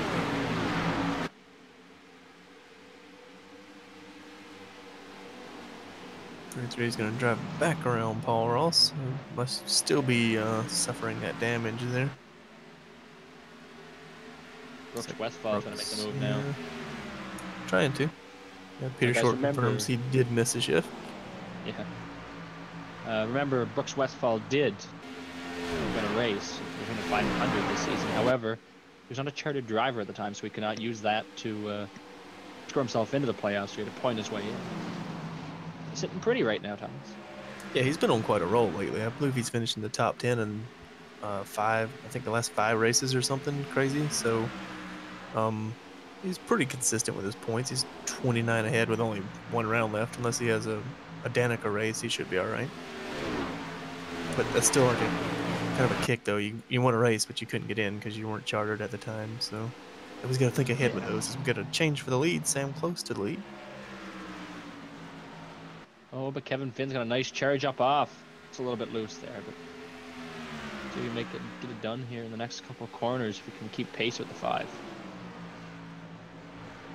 Boy, if Sam Close can win this one, he will, I'm sure, count this one as a gift, because there was some major handing out of luck here with Cameron and Chuck getting together. Yeah, that's for sure. But we've said it many times, Matt. You don't always have to be the fastest car. You just need to be, need to have a little luck on your side as well. I'd rather be lucky than good any day, Thomas. And you also probably want to hit the wall early, not late. Yeah, exactly. Cody Wright right now, P6. Really good for him, as we mentioned. He's one of the drivers trying to get himself into the playoffs. Yeah, actually, right there on the back of Brooks Westfall, trying to get something done there. Running some nice lap times, too. Got Chad Brown right behind him. Chuck still hanging on in 8th. Johnny Thomas in the top 10. We talked to him, just kind of hanging in there all night. Cody Wright's going to make it done. Get it done, sorry. And he's looking now at Paul Ross, trying to take that 4th spot away as Paul Ross gets in the wall. Cody Wright's in the back of him. No. There they go. Trouble. Big 64 contact. involved. 26 involved again. And 84 and 9 car involved. 3, 9. Wow. Wow. That's definitely, night ender for Chuck. Definitely smoking. Probably going to be a race over for the 38 because he got drilled by the 64. 38 engine did expire. Man. 83 was hard in the wall. And Cameron Rich and Corey Lindsay both stopped pretty well on track to get through it, along with Brent Miller. There was nowhere to go. No, that was a block track. 64 is done. 9 are still in his own power. Johnny Thomas cremated the wall again after all of that. Talking about a gift, I think Race Clark has got a huge gift. He did.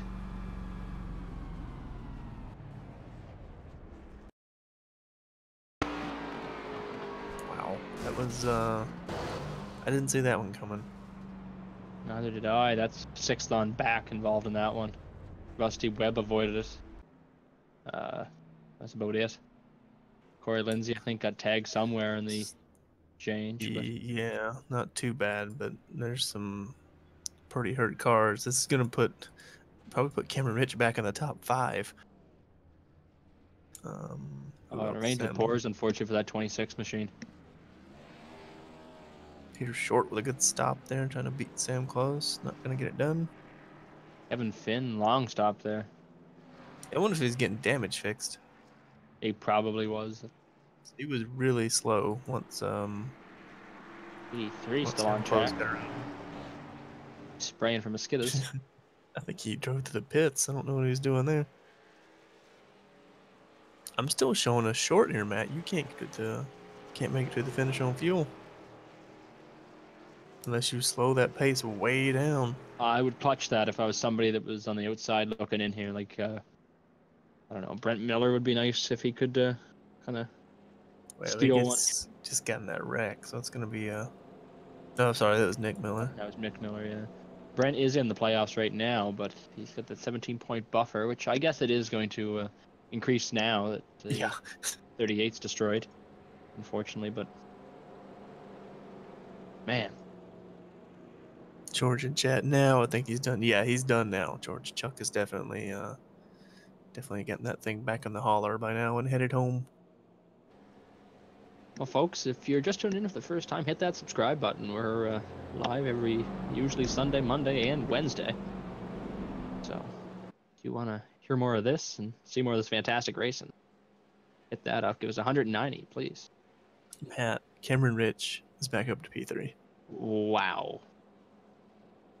He still technically has a chance to win this. Brett Miller, P4. Kevin Finn, P5. Corey Lindsay circling. What's this? 6th or 7th? Should be 6th once it cycles through. Rusty Webb in the top 10. Rusty Webb could steal one here tonight, even if this continues the way it's going right Brooks now. Westfall was just in that wreck. He's still going to be in the top 10. He got the best out of anybody, I think, even because he just got plowed from the back end and continued on. I get a feeling we might see some more clean racing here because we've eliminated half the field. Yeah, it was a shame though because we started so good and then a couple quick wrecks kind of turned the tables and eliminated a lot of cars. Looking here, sorry, Thomas. Trayvon Bain. What's the next track? We go on to Richmond. I believe it's next week, Monday night. Join us there. It's gonna be another barn burner because that's the first race. Sorry, the last race before the playoffs begin. One more. It's just like the real NASCAR. We may take in three-way. They kind of take certain races and switch them around and don't run what NASCAR runs. But at the end of the day, they end up back where NASCAR does for Richmond to seal the playoff fate for many of these drivers. The race I'm excited for, Thomas, in the playoffs, Watkins Glen. Ohio, we were on the B side, so that should be interesting. I believe we have Milwaukee as well, do we not? As we're back green. As Bert led him back to green here. Cameron Rich gonna hold that third position from Brent Miller in that 89. Another nice run here from Miller. Yeah, this could be a career finish this season for that 89 machine. The 33 was digging through that corner. He's gained up quite a bit of time on the back end of Sam Close. We'll see if that can continue, even though, guys, I do believe we're still going to have to make one more stop. It'll be if we can stay green, I think it'll be a dash for fuel. Yeah, I'll just come and get a little bit of splash there. Continue back out. Something I don't think I noticed, Thomas, was anybody that came in on the other pace laps to get that little extra splash of gas. No, you're just still, I mean, you need to get to 140, right? If it's a 182 lap race. It'd be really tight pushing it top off. Plus, we know how NASCAR races go. You think it's going to stay green? I mean, this is usually when the cautions ramp up, so. We've eliminated so many now, Thomas. I don't really know what to think.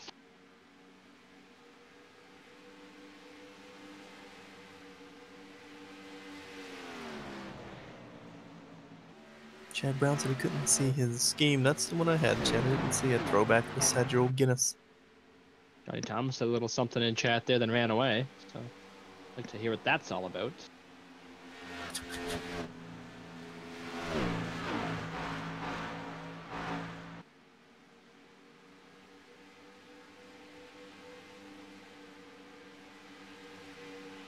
Johnny was keeping his car clean, but I guess that ended, didn't it? Yeah, and a trail of smoke.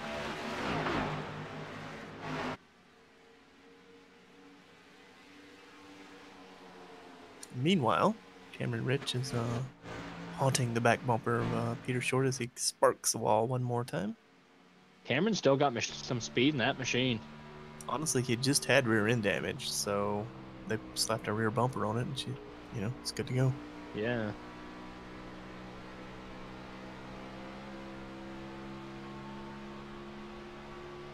Chuck in chat saying he had a shot. Yes, you did, Chuck. You and Cameron were putting on a good little battle there. Headed into that way for you guys. sure you'll resume the battle at Richmond next week.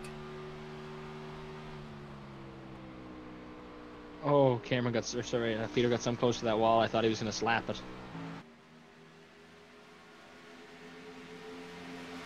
Rusty Webb is getting around Corey Lindsay. I guess that makes sense since Lindsay had all that damage from that wall hit, but move Webb up to P7. Cameron Rich and Peter Brett Short. Miller in the wall.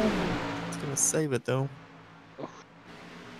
Might not be done lose yet. 3 spots, though. Maybe 4 by the time Westfall gets to him. Oh, He downstairs mix up there. That was one of those, you go right, no, you go right, no, you go right. Yeah. And Cameron Rich still running consistently quick times. He's just trying to find a way by his teammate Peter Short here, I believe. Sam Close is going to extend the lead just ever so slightly. Easier said than done. Yeah. These two are pretty good friends off the track, but I think they're quite large rivals on the track here because they always find find to be around each other. Speaking is just done. Words are hard. Or numbers. A little quicker than Sam that lap. This will definitely be the battle. Hopefully we'll see if we can get a little 3-way battle going here. Gentlemen, can you hear me? No. Oh, that's terrible. Breaking news? Yes, I am not dead. Producer wake up from his nap? The microphone now works again. I was wondering what happened there, Wendell. Like you just ran away as fast as you could. Well, went down to the 14 pit box, to be honest. No, we actually went and sat on the commode. No, the it was like, what would he need it for? I guess the microphone just stopped picking up voice. I don't know, but it's good now. We're back. Aye. Well, you didn't miss anything. No. I've been here, just haven't been able to comment. But disappointing night for Chuck Sweeting and back half of the field. Yeah, everybody involved in that. Cody Wright got it snatched away from him. Like he said, we should have a really, really entertaining race at Richmond. Short track action. Oh, Cameron and Peter both power sliding up off the corner. Yes, Richmond is going to be incredible, Wendell. I'm very excited for that one. I am. Out of all the races we've seen and will see, I think that is probably going to be the most exciting. It's probably going to be pretty explosive, too, with how many big names are still in contention for the playoff position, and I think the points will be quite close.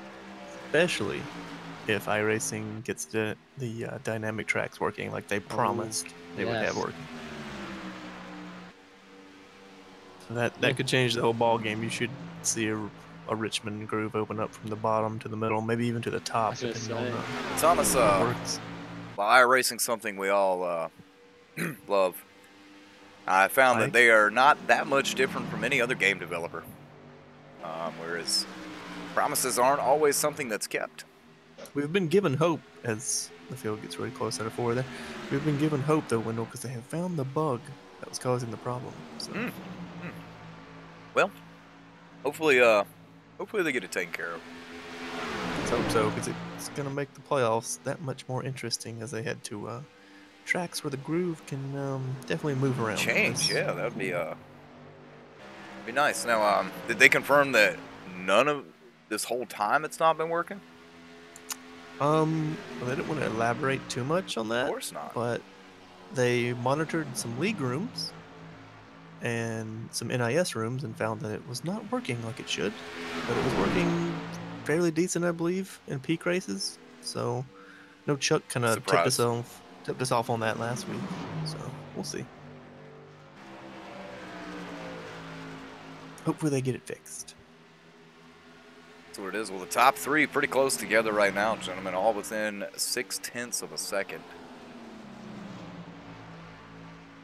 Like you said, I know Cameron Rich in the 17 thanking his lucky stars for still being able to run after that wall smack. It was a pretty large hit. It's been an up and down night for these top 3. All 3 have spent time on pit lane getting their cars repaired. So, we got Rusty Webb in the wall back here in the Hooters car. You know, we didn't see it mostly because I couldn't mention it, but we're going to go ahead and mention now. We had the 90 car spin out under caution right after, I think the 26 got a little loose under caution. That's because there was oil, probably from the 83 running around with a blown up motor. Ah, yeah. That's what it was. Well, you know, you'll have that on those big jobs. That's the 17 that's lost a buttload of ground to these top two. You can quote me on that. That's a pretty big measurement. That is. Now, is that a metric or an imperial measurement? That is a standard global measuring format. So doesn't matter what language you say it in. Oh, Peter Short and Sam Close into the wall. At identical times. They're making their way by able to make a move. And Nick Miller being the smarter guy there, just pulling over and letting the leaders go. It's like, look, these guys just hit the wall and still caught me. So... That Peter's loose. That move that Nick Miller made right there, that is highly respectable for these league drivers. Now, I'm no betting man. I say this every week, but I am. This 5 car does not want to let this 33 win this race because that's going to seal the fate for making Peter Short the top seed in the playoffs. Yeah.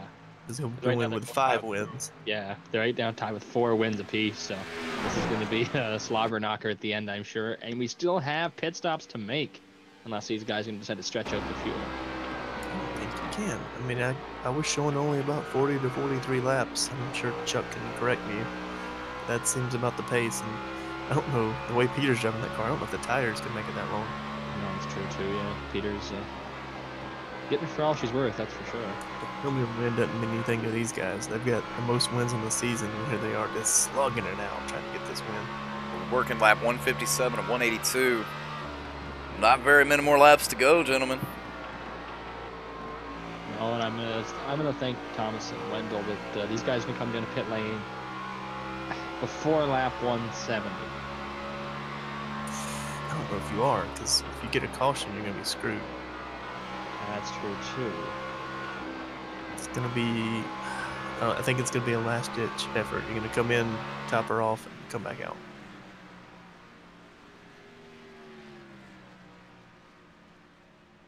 At least I would. We don't have any really close battles on track right now, with the exception of these front two. We're going to stick with that until a stronger battle presents itself. Might be your first taker here. I wonder if he's going to take tires. I would hope not. Now, we got Chuck in chat, gentlemen, saying he thinks that you can do 50 if you save a little based on what he was seeing from the car tonight. That's interesting. Maybe because the pace is that much slower than it was last night.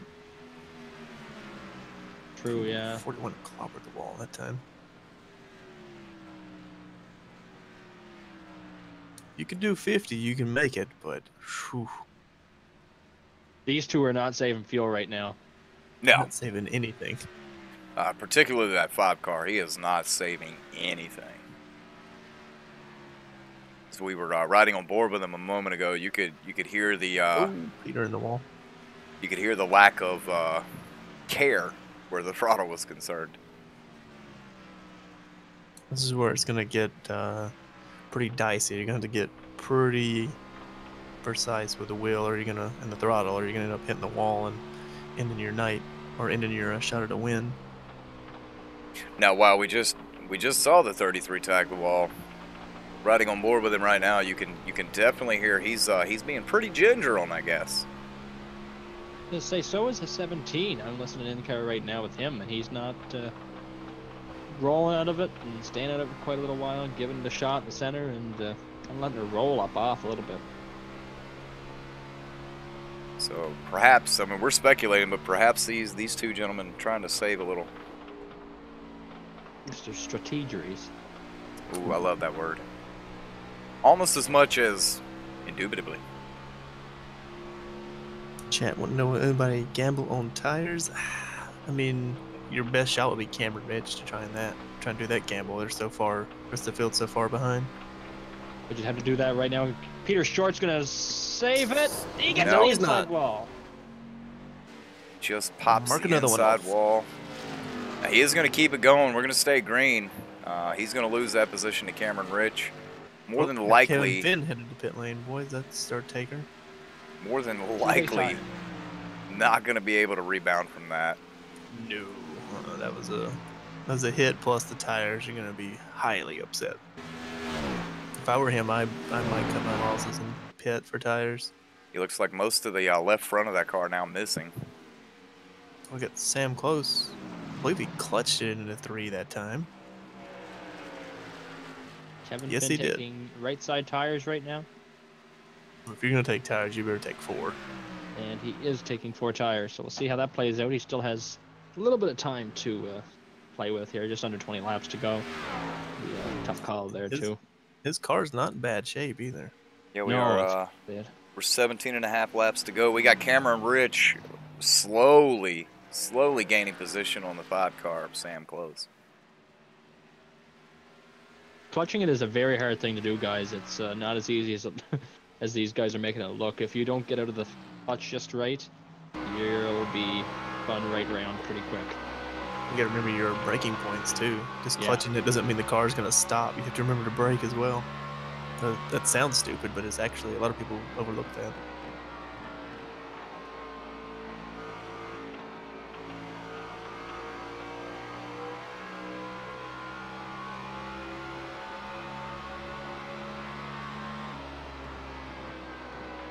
You're just gonna decide to stay out here and tough it out. Brooks Westfall in P4 right now. He's going dreadfully slow through the corner. Oh, he's in the wall. Clambers the outside wall. Well, if he can bring her home, that's all he needs. Nick Miller, P6 right now. He's had quite a few trials and tribulations this evening. And Cameron Rich cut off a decent little chunk that time, 2/10 on leader Sam Close. Yep. Brett Miller headed to pit lane. We got Corey Lindsay back here behind Cameron Rich. I believe Corey Lindsay is on a different pit right now, pit strategy, so he should be able to get by the 17 here. With all that damage, probably not that much faster. Little deficiencies there. And he does make his way by the 17 of Rich. Lindsay going to set his sights on the leader, try to pull one of those laps back. Right now, folks, we have 4 cars on the lead lap. Ooh, oh, Sam close into the wall.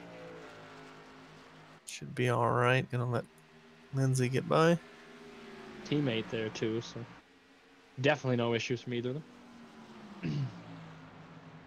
Still, even hitting the wall, ran quicker than Cameron, but he lost a lot of time through 1 and 2 that lap. Yeah, Cameron able to close that gap to 4/10. Now the question remains, does Cameron have enough fuel, and does Sam now have enough fuel at the end? I don't think they care at this point. They're going to run it as far as they can. Yeah, with 12 laps to go, I think you run what you brung.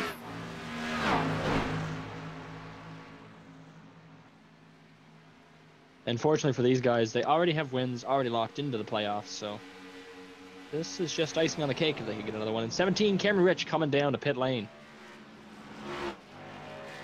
Well, that answers the question for him.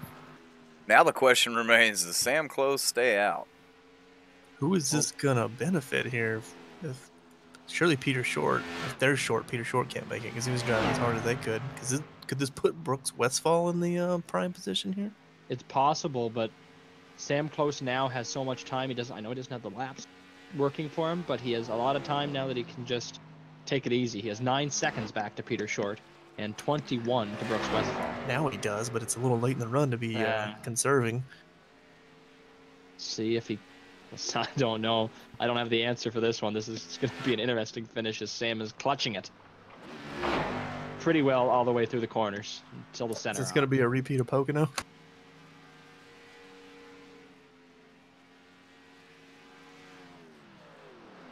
I think he's still gaining on Peter Short, though. Yeah, he's clutching it halfway down the straightaway, gentlemen. Whoever's watching right now, do not move away from your computer screen. This is going to be intense.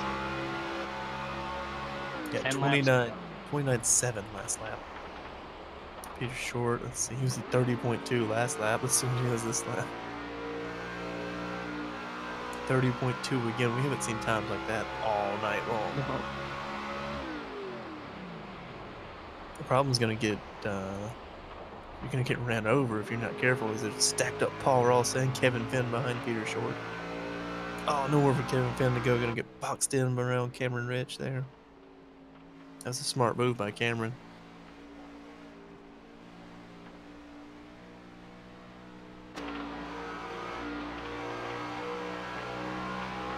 Back to the check-in on Brooks Westphal. He is not clutching it, however. He is running about the same time. So sorry. A lot quicker than the leaders now. Yeah, now.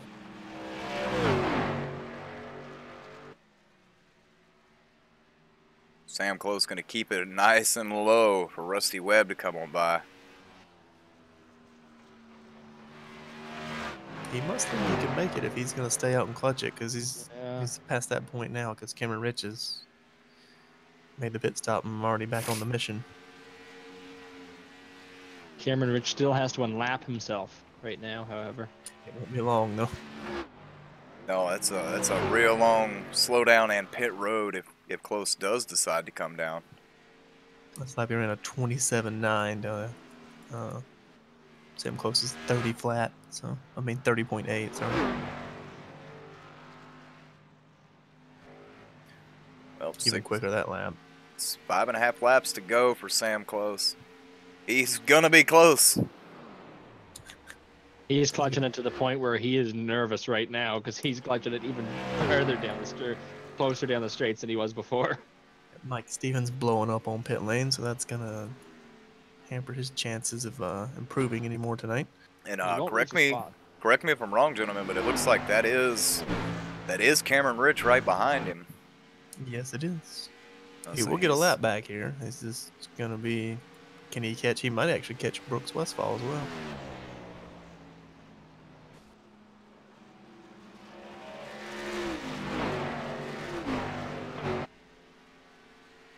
Four and a half laps remain. Oh, 4 to go here at the line. Darlington. Have you ever? Oh, he's in the wall. Sam Close in the wall really hard. That's what that clutching gets you. Wasn't that hard. It wasn't that soft. Hell, we've seen Cameron Rich smack the wall harder than that, and he's running P4 right now. Kevin Finn back position on the lead lap. Put his sights set on the 17 and the 41. 3 laps to go this time. See if that 5 is enough fuel. But he's not clutching it, so you can only imagine he might be to the good. He is going to let Paul Ross by here down the straightaway. Oh, he's out of fuel. Is he? It sounded like it. Clutching. The way his motor went out there, it sounded like it was out. He must be some close. He's only got to do it, what, 2 more times? And Peter Short's still 9 seconds back, so no pressure from behind. Here. 2 more roundy rounds. I believe if Brooks Westphal can hang on here, he's going to score a top 3. He should be able to keep that. That's what it looks like. He's got 5 seconds back to Cameron Rich. Westphal does. That gap closing quickly. Flag. Yeah, Sam more should be able to coast it if he runs out in the backstretch. Yeah, 1 more round for the number 5 Tide machine. It's going to bring him draw even with Peter Short here with 4 wins apiece. Set up a battle at Richmond.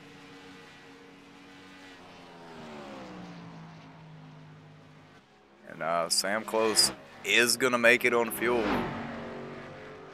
We got your race winner. Wow. The Darlington Throwback Race, Cold Hard Art Cup Series, Sam Close bringing home the checker. On fuel mileage.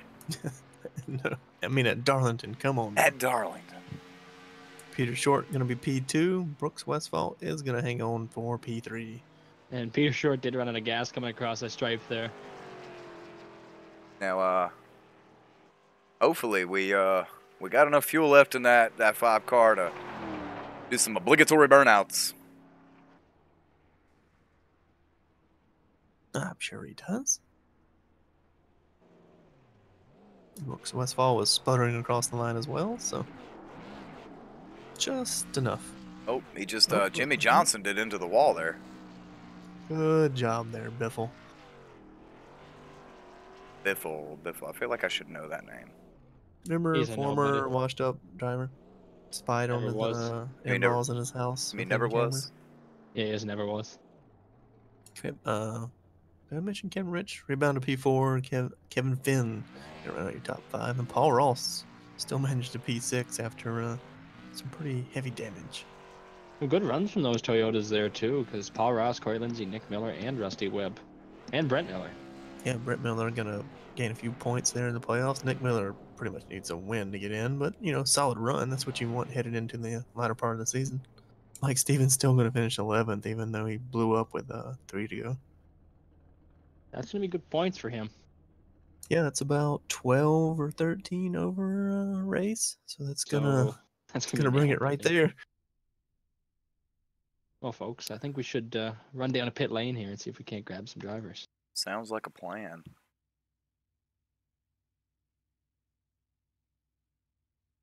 It's a pretty solid ending to a long race tonight. Yeah, I dare say that might be the longest one of the season. Yeah. Well, Martinsville. Well, yeah, not through false pretenses. Let's see, who are we snatching first? Brooks Westfall. I am not seeing that name. Might be coming in late. Oh, next. Pause for him. Peter Short it is. Hey, it's one of those things, if you're not here, you're not here. See you. Where is Pete? Oh, there he is.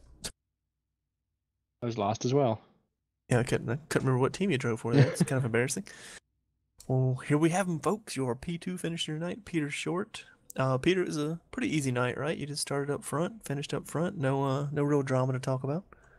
Oh man, I killed the wall. Felt like 50 times tonight. Felt like every lap I was in the wall, and that was not what I was going for tonight. I told myself going into it, I'll try and keep the right front clean until the last 50 laps. Well, I kept the left front clean until the last 50 laps, and then I screwed that one up. It was an interesting night. I tried to get my damage fixed as much as I could early on, and that put me in the back. I had to work my way up a couple times, and that was good. And it was between Sam and I there at the end after I think there was a pretty big wreck behind us, and I just caught the wall once on the outside, and then coming off of turn 2, just barely clipped the apron, and that sent me for a death wobble down the backstretch. But all in all, considering everything that happened, second place is what the best I could have done tonight. Gotta say, Sam did a fantastic job of not only being fast there at the end, keeping his cool, but also saving fuel. I ran out coming out of turn number 4. I was sputtering, kind of just like what I did at Pocono. I thought maybe I'd be able to steal the win from Sam if he ran out there, but he did a really good job of saving fuel there at the end. So all in all, the 33 Southwest Ford was all right tonight. Thanks to Drew for a really awesome scheme. Back in the day, those were the Southwest 737s that I saw flying over in that livery, and I love Southwest. I love flying on them. They, with all their bags and everything that they do for you, I thought it was pretty cool to run the old Southwest scheme tonight on the 33. Unfortunately, Peter, I don't know what Southwest is. Canada sucks. But how are you looking forward here into Richmond and then the playoffs? Do you think it's going to be you, Sam, and Cameron battling her out throughout the playoffs? And how are you? What kind of tracks are you looking forward to, I guess, in what will be the playoffs? Yeah, it's kind of one of those things that the last track of the playoffs is the track that I am least looking forward to. I hate 1.5 miles. I think I've yet to win on a 1.5 mile this season in any of the leagues we've run in. So, I think the chase, if I can get there to the final round, it'd be pretty cool. I think Cameron, of course, is really fast. Sam is fast week in, week out. And Chuck's gonna play spoiler a couple times because he's also really fast. He kept his right front clean until he absolutely couldn't. So he's gonna play spoiler in there. I'm looking forward to the Glen, of course. I love the road courses, so that's the one that I have circled. Richmond next week should be a lot of fun as well. All right, Peter, you're no stranger to our habits here. Give us those shout outs for tonight. I want to say thank you for Drew, not only for the scheme, but he's also for every green flag lap that us ETE drivers did tonight. He is going to put in 10 cents for 10 cents for the fund down in the southeast Texas area. Drew's from that area, so it's near and dear to his heart. And I think that's awesome. It's a shame we couldn't get that extra $50 for the ETE win tonight. But, really thanks to him for doing that. Cold Hard Art for sponsoring it, and OCR, you guys do a great job. I'll be listening to your broadcast at some point this week, and I'm looking forward to it. Alrighty, folks, there he is, your P2 finisher tonight. Looking to head to Richmond and see if he can even the score with Mr. Sam Close there. Thank you, guys. What do you say we grab that winner, boys? I think we could. All right, I grabbed him. There he is, your winner chicken dinner tonight, as Winter likes to say. Sam Close. Now, Sam, tell us about your night, bud. It was a little up and down there. Found some wall contact, but you made the best of it, and luckily missed some of the carnage unfolding throughout the race there. Yeah, honestly, I don't really feel like I deserved to win that race. Just kept on making contact with the wall in 3 and 4. The car was a little tight for my liking, and it just normally, the car at Darlington will turn off a 4 and off of a 2 really well when you get in the gas, and it just wasn't rotating very well. But I kind of got it back together and had some luck fall my way. I didn't have anything for Chuck, probably didn't have anything for Cam, but it all seemed like it. All the cards fell the right way tonight. So, hey, I'll take them any way I can get them. I'm gonna repeat questions here.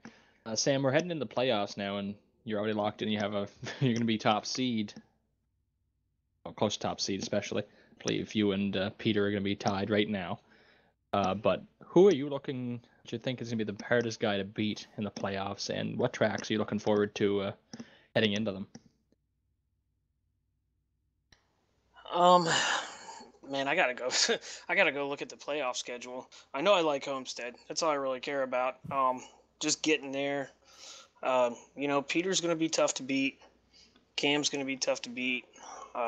Fortunately, we don't have Chuck in the chaser. I think that would be a near to impossible. I mean, that guy's got his stuff together. But those guys are gonna be tough, and there's a couple of guys that might be sleepers. Is Kevin Finn in the chase? I think he might be. Yes, he is. Yeah, Kevin Finn's one to look out for. He was really fast tonight as well. But yeah, like I said, just get it through the Homestead, man. There's not a particular track that I'm really excited for. Just get it there, and then I'll have a shot at it. I should have done more research so that I could answer that question. I wasn't expecting to win here. Well, like we said in the broadcast, you don't always have to be the fastest car to win. A little luck helps a lot in these races, and you definitely had a little bit of luck on your side tonight, getting through some of the carnage. But you're no stranger to our shout outs here, Mr. Close. So give us your shout outs tonight. Yeah, Cold Hard Art. Appreciate him sponsoring the league. Appreciate all that Artie does is really cool. 3 Wide Racing League run by Corey. He's the man. Does a bunch of work for us, so that we all get to enjoy. 3OG, my team. Paul Ross for making my paint scheme tonight. It was really cool. Throwback to Ricky Rudd. That was fun. I'd just like to also, give a shout out to all the people in Houston that are down there struggling. And that's about it. Without a doubt, we mentioned that. I believe Wendell mentioned that earlier in the stream. Definitely a lot of good causes going on right now to help all the people struggling down in Southeast Texas, like Peter had mentioned. So, like we mentioned, if you can donate some money, go ahead and text. What was it, Wendell? Text what to Red Cross? It is it's text Harvey to 9099. It's a $10 donation. And come on, everybody's got $10 they can throw. Without a doubt. All right, Sam. Best of luck. See if you can notch another win at Richmond, and see if you can claim that top seed in the playoffs there. Appreciate it, guys. Thanks for the broadcast.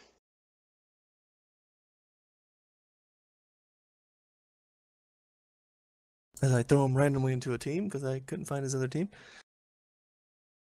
Yeah. Well, boys, that's gonna wrap it up for Darlington. I'm sure you're gonna run the results across the screen there, Mr. Wendell. Absolutely. You can Gentlemen, see where your favorite driver finished or didn't finish. Now I'm looking at the schedule, and then again at the calendar. And correct me if I'm wrong, but it looks like we've got a Richmond doubleheader next week. Doubleheader. We got the B cars Sunday night. We got the Cup cars Monday night. We're in for a lot of short track action. I think a lot of bumping and banging, I'm sure. I think yeah. So you have to remember the Cup next week is the cutoff for the Cup. That's the final round. The B car has another race after that, but it's still just as exciting over there. All that's gonna be fun. We still got one more race. We got a Wednesday night Road Atlanta special there. You're gonna get to call with Trey, hopefully, Wendell, if he can get over his old man flu. Oh, we'll see. If not, you'll have to break out your alter ego again. No worries. But yeah, a pretty solid race tonight. A couple of issues for a couple of guys, but it's Darlington. The damn Velcro wall attacks again. But man, how about that? Coming down to fuel mileage. I mean, within what did he say, Matt? I couldn't quite hear him. I thought he said maybe 0.6 of a gallon he had left. So that's almost nothing in a Cup car because they don't run all the way out. 0.3, I think, is when you start to sputter and lose her. So he was right on her. So definitely getting our money's worth as we head into the playoffs. So we're definitely going to keep an eye, as you said, for Richmond next week, Wendell. But that's going to about wrap us up here. Why don't you lead us on out of here? All right. Well, join us Wednesday night, 9-ish p.m. Eastern. It'll be myself and maybe Trey. If not, then you get me. Wait, is that why we only get two of you? Anyway, Wednesday night, 9-ish p.m. Eastern. Followed up by more 3-wide action coming Sunday night and then again Monday night. Make sure you're there for that. Mark your calendars. Put the thingy on your phone. Whatever you got to do. But for Thomas Morris, Matt Kingston, sick Trey Landry, hope you get well soon. Myself, I'm Wendell. Thank you for joining us. We'll see you on the next one. See ya.